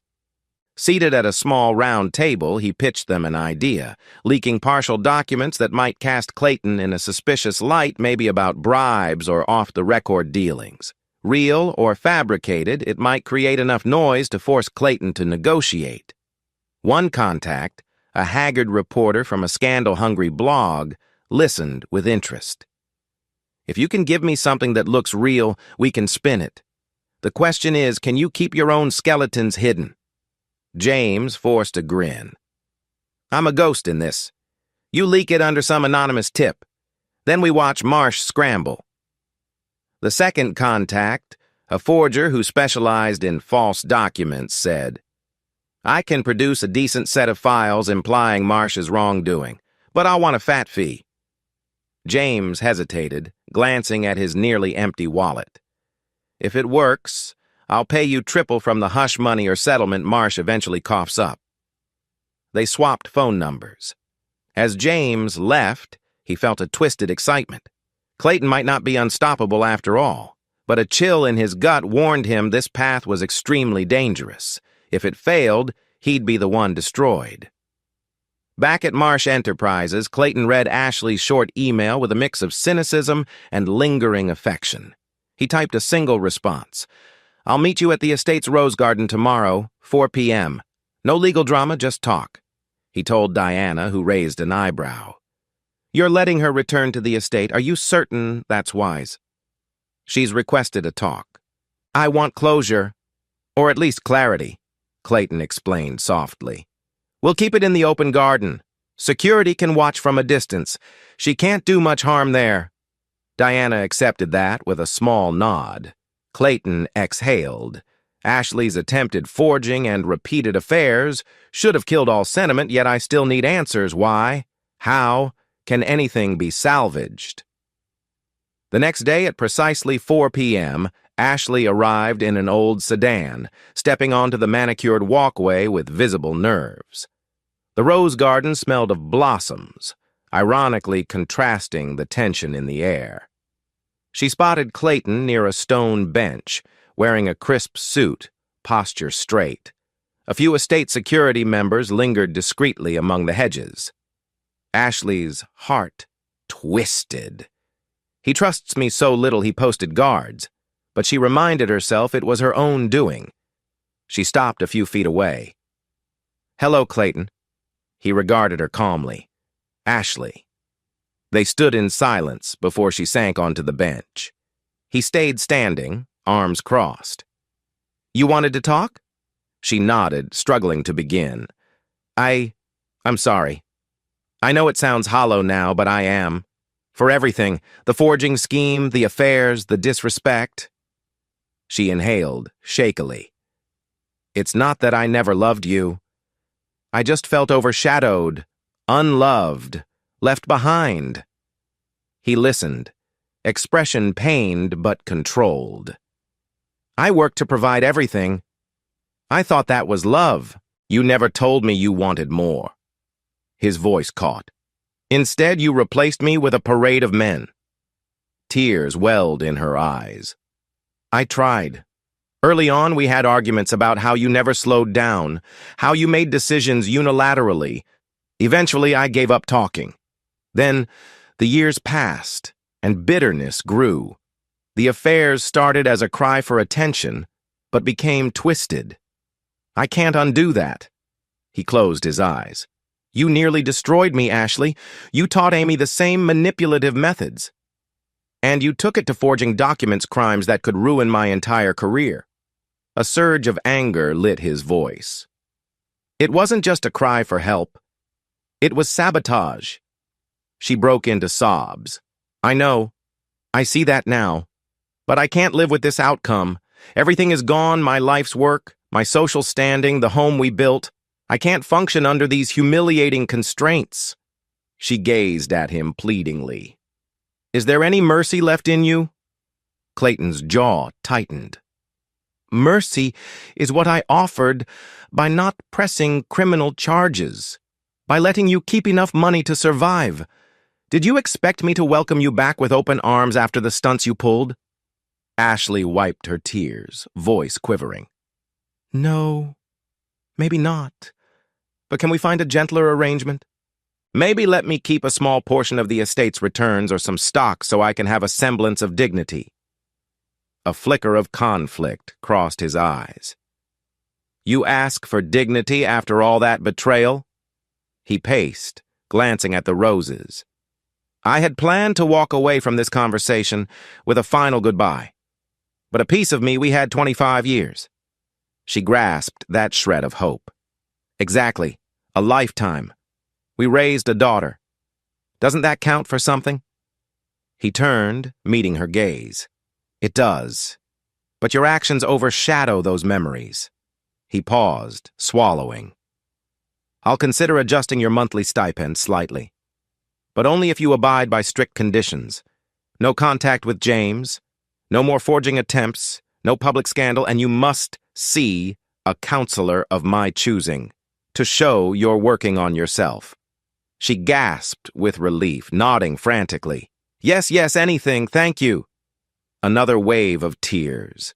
Clayton, I thank you. He raised a hand, halting her. Don't interpret this as forgiveness. We're not reuniting. This is me giving you a less bleak path for the sake of our past and for Amy's stability. Betray me again, and we're done. She nodded, tears shining in the afternoon sun. Understood, she whispered. She rose, but hesitated. Can I hug you? One last time? He hesitated, eventually offering a stiff nod. They embraced awkwardly, a gesture haunted by memory and regret. Then he stepped back, turning away. Security will see you out. Expect new documents next week. Ashley watched him walk off, heart heavy with a strange mixture of relief and sorrow. He's giving me a lifeline, she realized. But could she truly break free from her own destructive patterns? Unbeknownst to Ashley, a camera discreetly recorded the entire conversation from a distance. Clayton's unwavering caution means every meeting is documented. He might use it later if she spins false stories about his deal. While Ashley found a glimmer of improved finances, Amy was also plotting. That same evening, she secretly arranged a rendezvous with James at a quiet roadside diner. She texted him from a burner phone she'd acquired earlier that day. The message read, "Meet me at Redwood Diner, 9 p.m. Info about Dad's partial forgiveness for me. We might exploit it." At 9 p.m., the diner's neon sign buzzed overhead, a handful of trucks parked outside. Inside, stale coffee scents lingered. Amy spotted James in a booth at the back looking haggard. She slid in across from him. "Surprised you wanted to see me," he said, eyebrows raised. "Heard your father offered you some route back to his empire." Amy sipped water. "He did. A probationary path. If I behave ethically for a few years, I might reclaim part of my inheritance." James scoffed. "So, you're going to be a good girl now?" She shrugged, face unreadable. "I'll play the part. But I plan to gather intel from the inside, find some vulnerability. Then maybe I can manipulate Dad's system to secure money for you, for me, for Mom." He studied her, uncertain. "That's a big risk. Clayton is paranoid. If he catches you feeding me secrets, he'll destroy you." Amy set her jaw. "I know. But I refuse to spend the rest of my youth in a cheap condo, living on Dad's allowance. Are you in?" He leaned forward, expression lighting with renewed cunning. "Absolutely. But we need to be smart. Only do it if we find a guaranteed opening. Meanwhile, I've been considering forging some documents that implicate your father in shady dealings in case we need extra leverage." She frowned. "That forging idea again? That nearly cost us everything." James smirked. "We're cornered, Amy. If your father finds out you're feeding me info, you'll be disowned entirely. So we need a backup plan. It's not pretty, but do you see any other path?" Amy's stomach churned. She was dancing on the razor's edge. "I can't watch Mom live miserable forever. Fine. We'll keep forging as the nuclear option. But first, let me get inside Dad's trust." She paused. "We only do the forging if there's no other way." James nodded, a hint of relief crossing his face. "Deal." They parted ways, each more determined than ever to outsmart Clayton, even if it meant risking absolute ruin again. Outside, the cool night air stung Amy's cheeks as she walked to her car. She felt the weight of the new double game, publicly reformed in her father's eyes, privately conspiring with James for a final push. Unknown to either, a private investigator hired by Clayton is tailing James. Their conversation at the diner is partially overheard, though muffled. The investigator notes the suspicious body language. Clayton's safety net grows. Chapter 9. 1 week had passed since Amy's surprising meeting with her father, Clayton. True to his word, he arranged a few task sessions at Marsh Enterprises for her to experience real business practices. Each session was half lecture, half exam. He'd present a client case, a scenario involving contracts or something about corporate ethics, then watch how she responded. The environment was tense. Whenever Amy arrived in the imposing high-rise, the security staff watched her with polite wariness. Inside, the corridors buzzed with associates who recognized her but offered distant courtesies. No one forgot the rumors about her attempted manipulations. Even so, she kept her head held high and tried to appear earnest. She needed to earn her father's trust, or at least pretend to. Clayton typically greeted her with a curt nod, ushering her into a conference room or his private office. Then he'd test her with moral quandaries. If we discover a partner quietly inflating expenses, how do we proceed? Or, if a potential client hints at bribery to secure a deal, do we accept? Amy forced herself to give straightforward, ethical answers, swallowing the reflex to craft cunning solutions. Each time, Clayton's eyes bored into her, searching for signs of deception. She discovered she was oddly good at it, stripping away the manipulations. Focusing on honest policies, she realized she might actually enjoy the process of learning corporate law with integrity. A flicker of real enthusiasm sparked in her chest. Yet in the back of her mind, she recalled the diner conversation with James.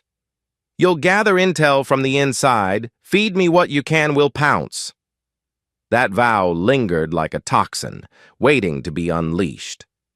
Meanwhile, Ashley found herself at a recommended therapist's office, fulfilling the condition Clayton demanded for improving her monthly stipend. The space was cozy, with soft lighting and walls lined by self-help books. Dr. Ramirez, a calm and perceptive man in his 50s, welcomed her gently. At first, Cassie bristled at the idea of therapy. "I don't need this, I need money and status." But as the session progressed, cracks opened in her emotional armor.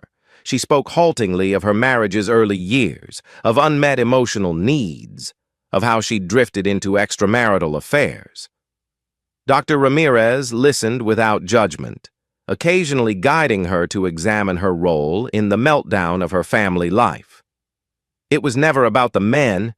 Not really, Cassie found herself admitting. It was about feeling seen, wanted. Clayton was so busy conquering the world, I felt invisible. The therapist nodded, scribbling notes. And forging documents? Involving your daughter in manipulations, was that also about being seen? Or was it something else? Cassie closed her eyes, shame flooding her. Yes, that was about punishing Clayton for ignoring me, about taking control. She shuddered. I suppose I used everything as a weapon because I felt powerless. But look where it got me. I've lost everything. Dr. Ramirez offered a gentle look. Losing illusions can sometimes be the start of finding yourself. This is only the first session, Ashley. The road ahead is long, but if you want genuine change, it's possible.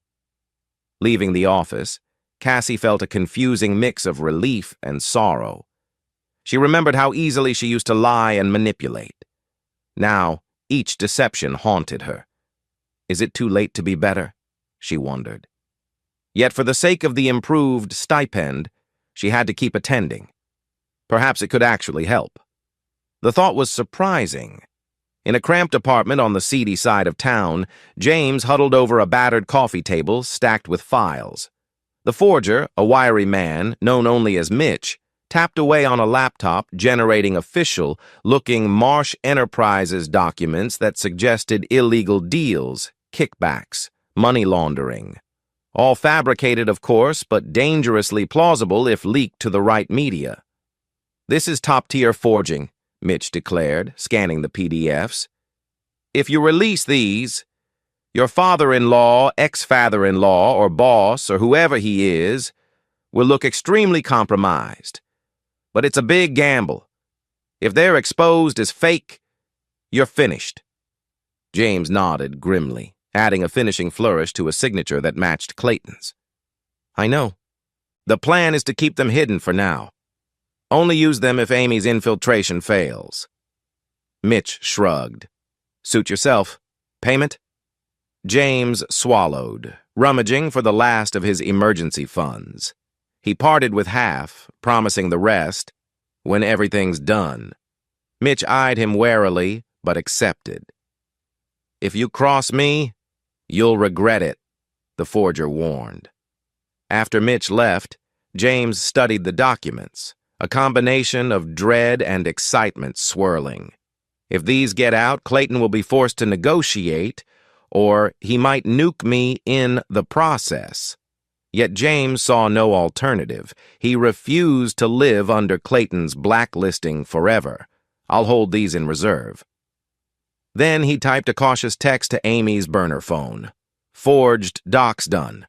Keep me posted on your infiltration. Wait for my signal." Clayton, for his part, sensed an uneasy calm. At the estate, only a skeleton household staff remained: his parents' old cook, a few new security hires, plus Diana and Travis occasionally present to handle errands or tasks. He had offered Travis a property manager position overseeing some out-of-town real estate holdings. Travis considered it, though he remained pensive. One afternoon, Travis found Clayton in the estate library. "Mr. Marsh," he said, voice subdued, "I wanted to apologize. Even though I was your undercover man, I grew somewhat fond of Ashley. This outcome still weighs on me." Clayton looked up from the ledger. "Travis, no need for guilt. You followed instructions, reported her manipulations. I appreciate your integrity. That's more loyalty than I got from my own wife and daughter. Travis nodded, posture stiff. I appreciate the opportunity you're offering me. Are you sure you trust me with your property holdings, even after everything? Clayton's lips curved in a faint smile. I trust that your sense of honor outweighs any leftover sympathy. You proved that you can carry out a mission even if it's personally painful. My holdings need that kind of unwavering professionalism. If you accept, you'll relocate next month. Travis exhaled relief. Thank you. I accept. When Travis left, Diana entered, holding a file. Sir, just a heads up. I received a tip from your private investigator. James has been meeting with a known forger. They suspect a plan to create fake documents implicating you in wrongdoing. Clayton's eyes flashed. So they're still plotting. Not surprising. He drummed his fingers on the desk. Let them craft their forgeries. If they try to use them publicly, we'll expose them as fake, bury them further. But keep me informed. Diana, remembering Ashley's tears and potential sincerity in therapy, experiences a moral crossroads. She wonders if letting James self-destruct is too harsh. For now, she keeps quiet, but the seeds of doubt are sown.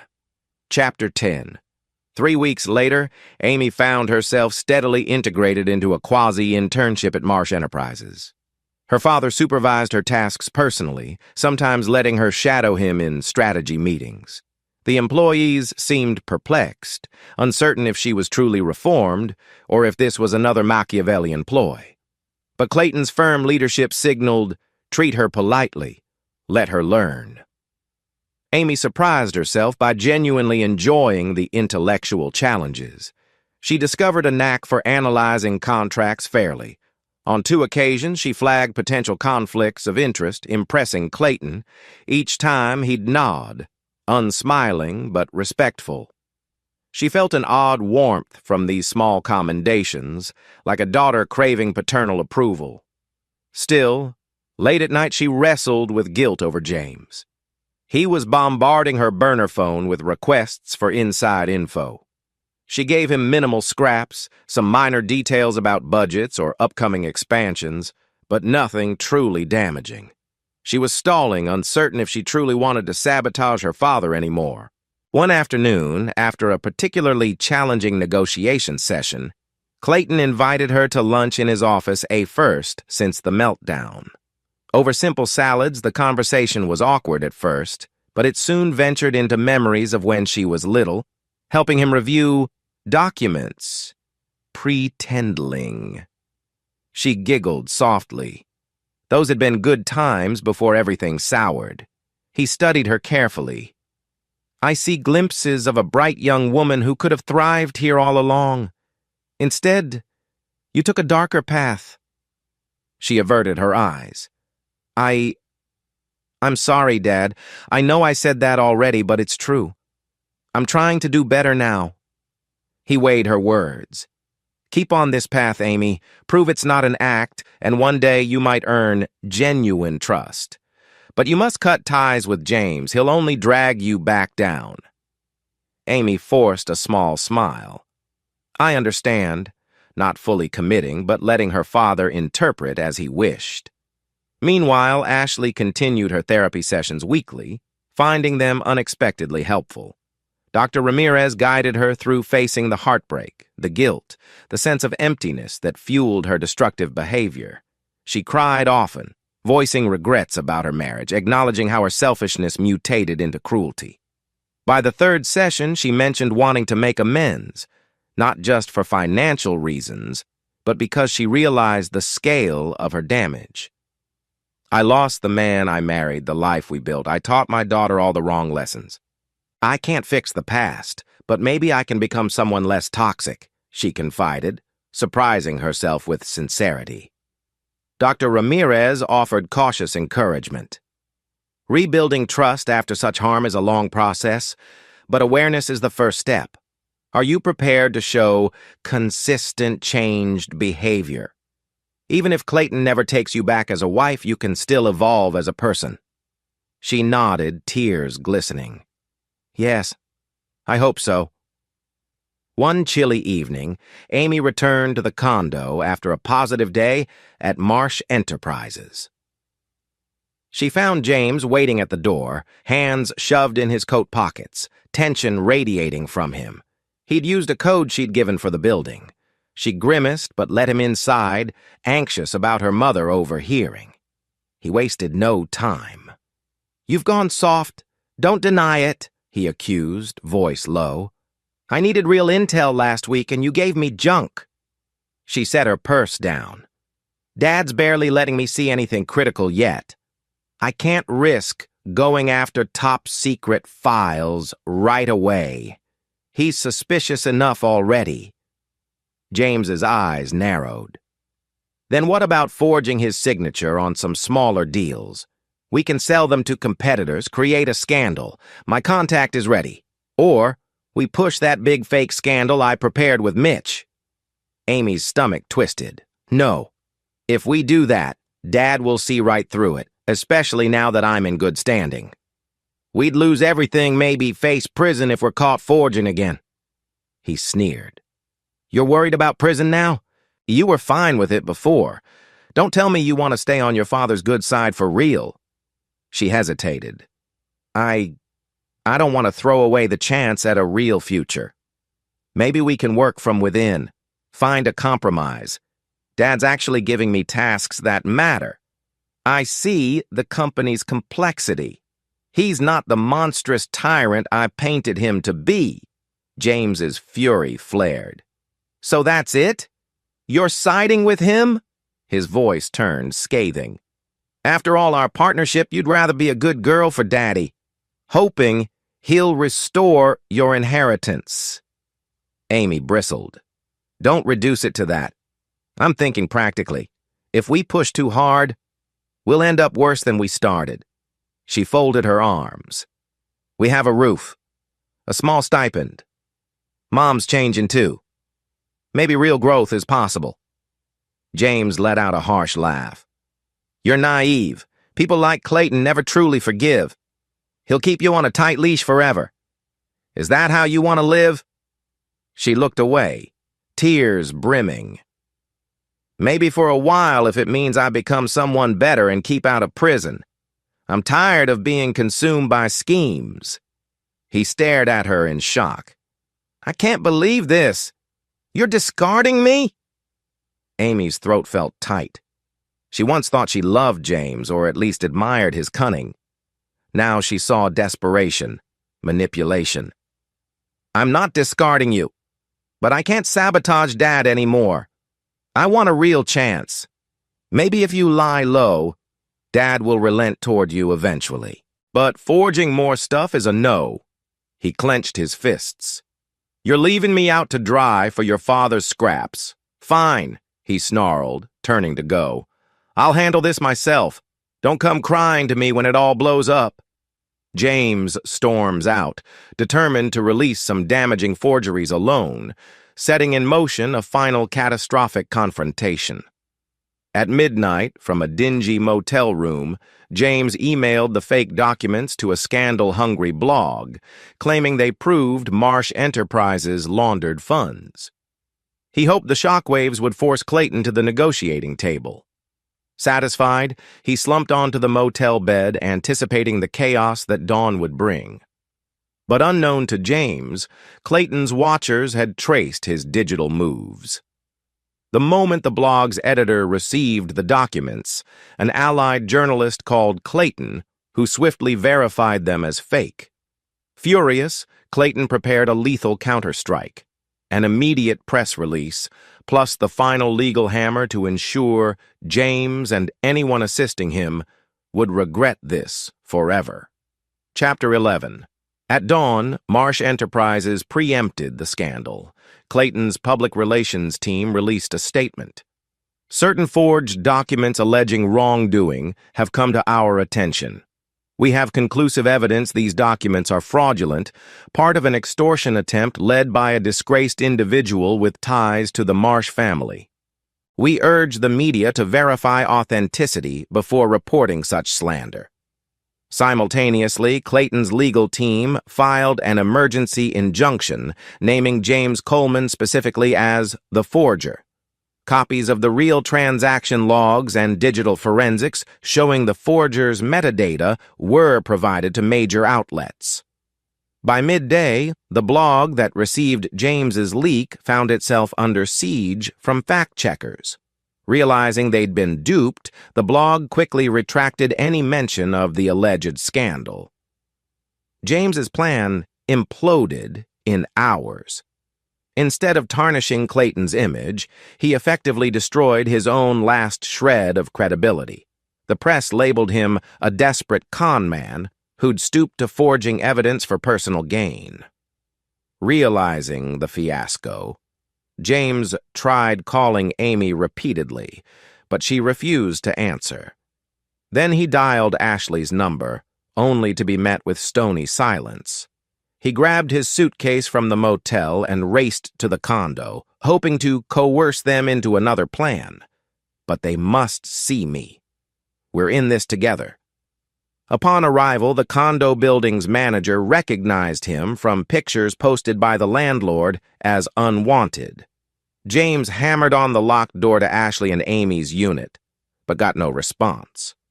A neighbor shouted at him to leave.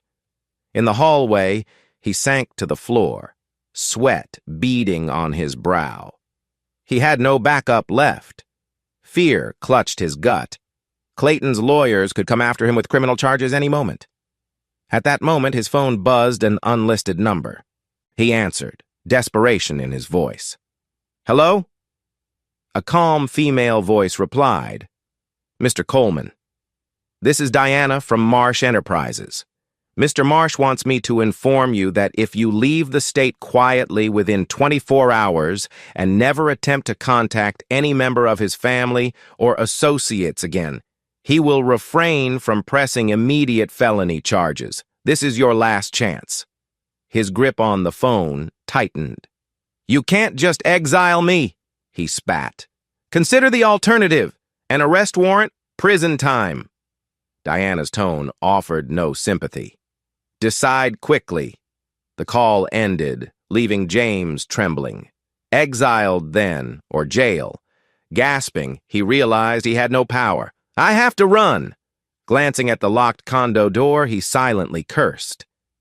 "Ashley and Amy have thrown me under the bus, or they're too scared to help." Surrendering to hopelessness, he fled the building, planning to drive far away anywhere but here. Inside the condo, Amy peered through the peephole, seeing James slump away. She had refused to answer his frantic knocks. He tried forging again, and Dad crushed him, she thought, stomach churning. She found a twisted relief that James was leaving the city, better for all, yet a pang of guilt surfaced. I once claimed to love him. Now she'd let him face ruin alone. But she reminded herself, he forced this fiasco. She sank onto the couch, burying her face in her hands. "Is this who I am?" Ashley emerged from her bedroom, eyes red. "Was that James?" Amy nodded. "He's finished. Dad offered him a one-way ticket out of here or else prison." She took a shaking breath. "He's probably leaving." Ashley crossed her arms. "We can't do anything to save him, can we?" Amy shrugged, voice hollow. "He wrote his own fate. If we tried to help, Dad might revoke our deals. Mom, I can't go back to that dark place." Ashley exhaled, conflicted. "I guess he got what he deserved, forging again. But it's still a tragedy. So many broken lives." A somber silence ensued. Mother and daughter forced to acknowledge the cruelty of their world. For once, neither had an immediate scheme. They were exhausted, souls battered by the chain of betrayals. 2 days later, a surprising text reached both Ashley and Amy. Meet me at Marsh Enterprises boardroom 2 p.m. urgent. It was from Clayton. They arrived uneasy but curious. In the boardroom, they found Clayton alone, no security detail, no lawyers. He wore a crisp suit as always, but his face showed lines of fatigue. He gestured for them to sit. The tension was thick. Ashley broke the silence first. "You called us?" He nodded. "Recent events with James compelled me to finalize some changes. He's out of the picture. My investigators confirm he left the state. That threat is neutralized." Amy's heart thumped. "Did Dad call us here to renege on our deals or something?" Clayton continued, scanning their guarded expressions. "I see you both undergoing some transformations. Cassie, therapy seems to be making an impact. You appear less combative. Amy, your performance at the internship is commendable. You've displayed genuine aptitude." Ashley swallowed. "Yes, I'm trying to be better. I know I still have a long way." Amy nodded quietly. "Me too. I appreciate the chance you gave me at the company."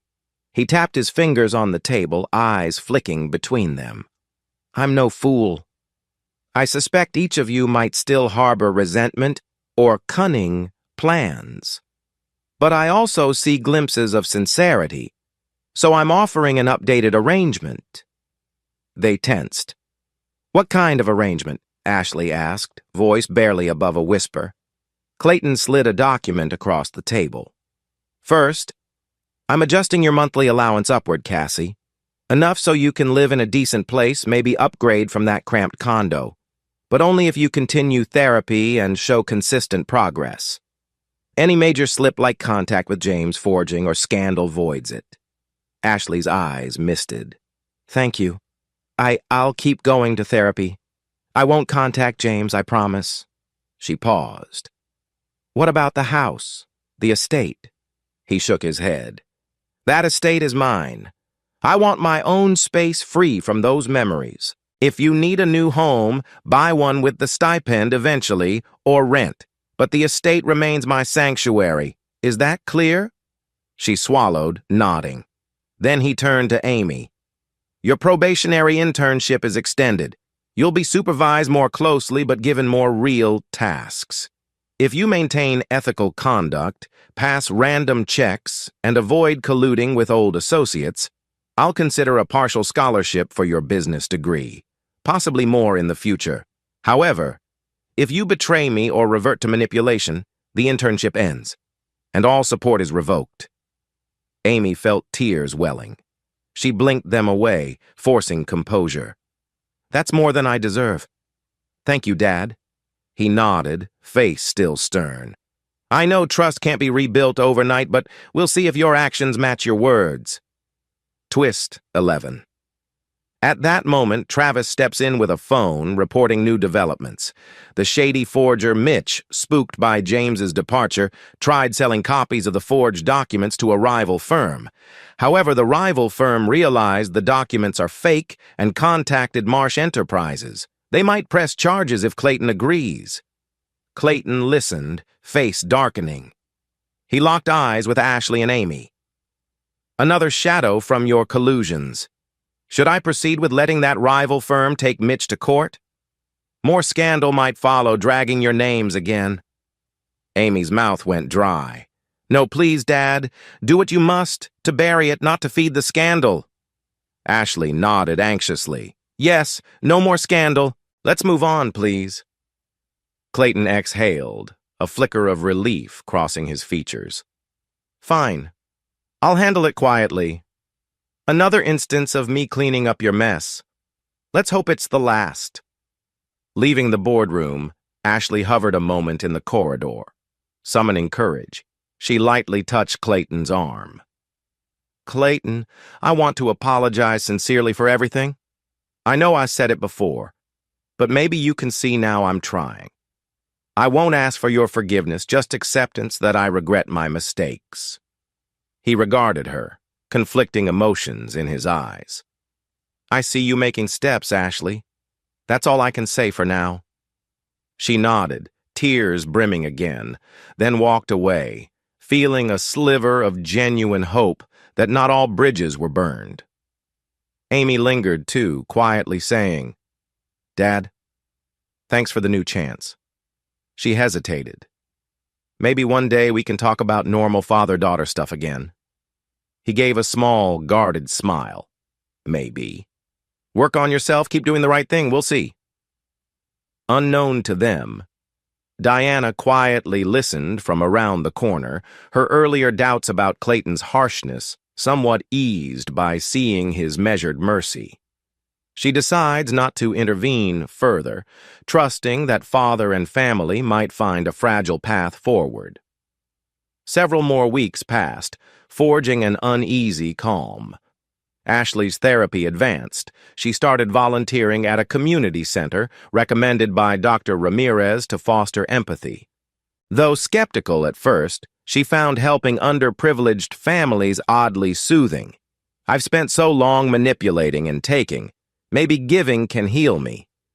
Amy's days were consumed by her internship duties. She was thrown into real tasks, from drafting small client proposals to summarizing legal disclaimers. She discovered that focusing on honest methods gave her surprising satisfaction.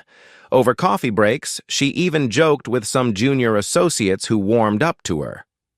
"This is better than scheming," she thought. Clayton maintained a watchful distance, occasionally praising a job well done, still withholding full trust. But his anger seemed less searing. Once or twice, they shared a lunch or parted with a mild, fatherly pat on her shoulder. She craved those small gestures more than any scheme now, though she remained cautious. He could yank it away if he senses betrayal. One afternoon, Ashley answered the condo door to find an unkempt man in worn clothes. Michael, her ex-affair partner from months ago. He looked disheveled, eyes bloodshot. She stiffened, remembering how he'd sold out her secrets to Clayton. "What do you want?" she demanded, none too kindly. He gave a sad half-smile. "I messed up big time, Ashley. Lost my job. Your husband-ex-husband blacklisted me from my industry. I'm broke, desperate." She snorted. "That's not my problem." He put a hand out, almost pleading. "I know, but I wanted to say sorry. I told Clayton everything because he cornered me with evidence. I was just trying to save my own skin." He exhaled. "Anyway, no one else will talk to me. I've no illusions you'll help, but you deserved an apology from me." Surprise flickered in her eyes. She recalled the bitterness when she learned of his betrayal, yet she recognized the same brokenness in him that she felt in herself once. After a tense pause, she invited him in for coffee, if only to hear him out. Michael confesses how thoroughly Clayton destroyed his professional ties, but also reveals that he's discovered a potential legal flaw in some of Clayton's settlement conditions. If Ashley wanted to challenge them discreetly, she might have a small chance of success. However, it might stir new conflict. Ashley stared at him across the small kitchen table. "You think you found a legal flaw? Why share it with me?" He shrugged, hollow. "Because I want redemption, or maybe I just want to hit Clayton back if I can. But it's risky. If you try to exploit that flaw and fail, he'll bury you." Her stomach clenched, remembering how far she'd come in therapy, how she was building small trust. Did she want to risk that? No, better not. "Thank you, but no. I'm learning to stand on my own. No more sabotage. Good luck, Michael." She gave him a final parting coffee, letting him sense that she truly wanted no more conspiracies. Then she showed him out. Standing at the closed door, Ashley realized she had turned down a chance to potentially extort more from Clayton. "Maybe I really am changing," she thought, a shaky sense of peace blossoming. Around the same time, Amy's phone beeped with a frantic message from James, apparently from a new number. "I'm out of state, but can't let Marsh crush me. I need your help. Slip me inside info on that new Sino merger deal. We can tip the press. It'll force your dad's hand. I'll cut you in." Heart pounding, she stared at the text. The Sino merger was a sensitive negotiation Dad was handling personally. If she leaked it, it might sabotage months of honest work and her father's growing trust in her. She typed back, "No, not risking everything. Move on." Instantly, more texts rolled in. "Don't be naive. He'll never truly forgive you. This is your chance." She hesitated, tears pricking her eyes. But she found the strength to delete the texts, block the number. "I'm done with that life." Clayton, ever vigilant, noticed small changes that spoke volumes. Ashley's counseling sessions continued regularly, each time Dr. Ramirez providing updates about her efforts. Only general progress, not private details. Clayton was quietly impressed by her consistency. He also saw Amy's phone logs, no suspicious calls to James or forgers, no late-night hush calls. She seemed to be forging genuine connections with co-workers, focusing on legitimate tasks. Could they truly be sincere? The thought unsettled him. He had braced for more betrayal, but none was forthcoming. One day, in a rare reflective mood, he confided in Diana. "They might be changing.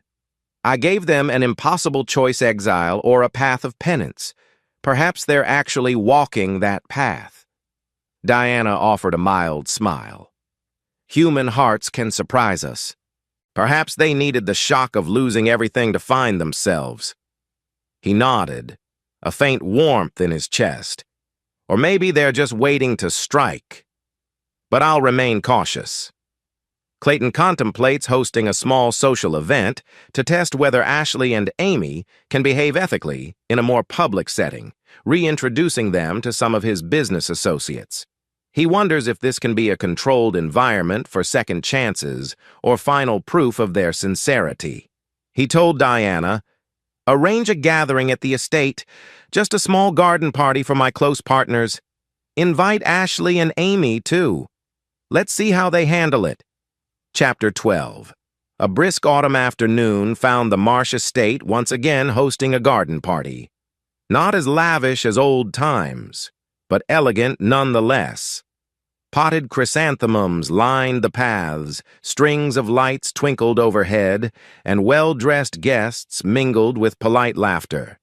Clayton personally greeted each arrival, ensuring the circle remained small. Key business partners, longtime friends, plus Ashley and Amy, nervous but determined to show their changed attitudes. Ashley arrived in a subdued yet tasteful dress, hair simply styled, face reflecting humility.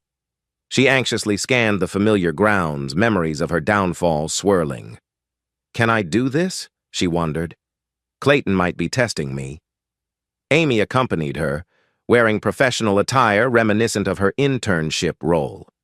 She carried a notepad, an odd choice for a social event, but she wanted to be ready if conversation turned to business. "I have to show Dad I'm serious." Guests drifted through the manicured lawn, sampling hors d'oeuvres. Cassie recognized some old social acquaintances who eyed her with curiosity, uncertain whether to scorn or pity her. Instead of flaunting or name-dropping, she offered calm greetings, acknowledging she was no longer lady of the manor, but a visitor on her ex-husband's property. The whispers were inevitable, but she forced composure. Near the rose bushes, Travis, now assigned to property management tasks, quietly supervised staff. He nodded politely at Ashley, no longer seeing her as an adversary. She offered a subdued smile back. For a moment, there was mutual understanding. We played roles, hurt each other, but maybe we can let it go. Diana flitted around, ensuring everything ran smoothly. She paused to greet Amy. "You doing okay? Big day, huh?"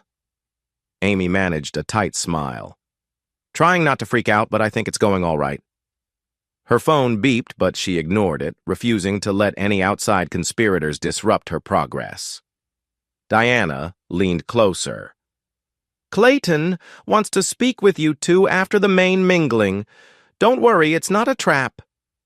As twilight set in, Clayton guided Ashley and Amy to the estate's glass-walled atrium overlooking the gardens. No security hovered this time, just the three of them under the soft glow of pendant lights. The hum of the party continued in the background. He cleared his throat, posture calm. "I've been observing. You both conducted yourselves with restraint, no manipulations. Ashley, I saw you rebuff that old friend who tried to coax you into complaining about me. Amy, you stuck to professional topics, even when a partner teased you about your internship." They exchanged glances, hearts pounding. "Is he satisfied or about to scold us?" Clayton sighed. "I'm not used to giving second chances, but you're showing me small signs of genuine change, so I'm offering to finalize a new arrangement." He withdrew 2 envelopes from his suit jacket, handing them over. "Inside are revised agreements. Ashley, your monthly allotment is increased further, enough to consider a modest house if you desire. In return, you must keep therapy ongoing for at least a year, minimum." She blinked back tears. "That's thank you. I will keep going. I promise." He turned to Amy. "And for you, a formal apprenticeship contract at Marsh Enterprises, leading to potential manager training if you fulfill ethical guidelines for a full year. After that, we can discuss partial restoration of your inheritance. You'll also get tuition support if you enroll in a business program next fall." Amy nearly gasped. "He's not lying." Her lips trembled. "Dad, thank you. I won't let you down." Clayton's face still carried traces of guarded caution. "This is not absolution for the past. It's an olive branch, a chance for us to salvage something resembling a normal family dynamic." Ashley ventured. "Clayton, I know I can't fix all the hurt I caused, but I do appreciate this more than you know. You'll see, I'll earn your trust in the ways I can, even if we remain divorced." He nodded. "I've told my lawyers to hold off on any potential suits. The evidence we have your forging attempts, blackmail conspiracies, all that remains sealed as long as you comply. Step out of line once more, and you face the consequences." Amy swallowed hard, recalling how easily he defeated James's final forging attempt. She recognized the seriousness of his warnings. He's giving us a path to redemption, but it's lined with mines. They stepped back outside, rejoining the dwindling crowd. Despite the tension, a strange calm settled among them. Travis discreetly watched from across the lawn. Diana oversaw final details. The guests took their leave, each having observed a Marsh family seemingly turning a corner, though few dared comment openly on the behind-the-scenes drama. As the last guests departed, Ashley and Amy wandered the garden's winding paths. They paused by the fountain where they once posed for family photos. The moonlight shimmered on the water, stirring old memories of better times. "You going back to the condo?" Amy asked softly. Ashley nodded. "For now, yes. But I might look for a small house soon. After therapy, maybe I can rebuild a stable life." "You?" Amy shrugged, gazing at the reflection in the fountain. "I'll keep living with you for a while, but I suspect if I keep proving myself at the internship, Dad might eventually let me rent a place closer to the firm. I actually enjoy working there, weirdly enough." They exchanged a rare moment of genuine closeness. "Mom," Amy ventured, voice trembling, "I'm sorry for blaming you for everything. I had my own choices. We both messed up."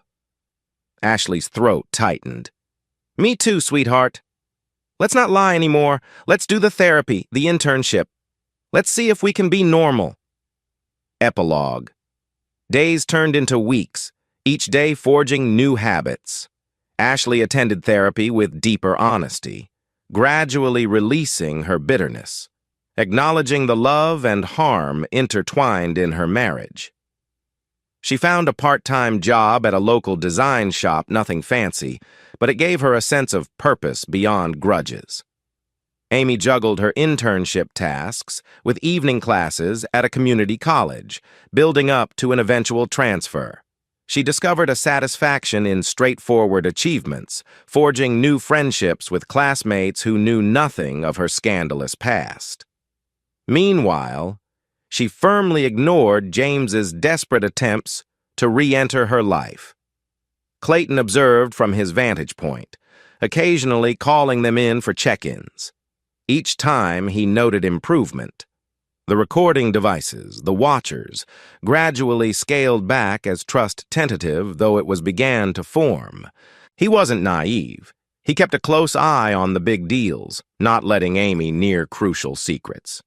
But day by day, the dread receded. One evening, after a quiet dinner alone, he sat in his study flipping through old photo albums, scenes of a younger Ashley laughing, toddler Amy perched on his shoulders. A pang of lost innocence struck him, but also a glimmer of hope that the future wouldn't be purely scorched earth. They're changing. I'm changing. He set the album aside, breathing deeply. Maybe that's enough.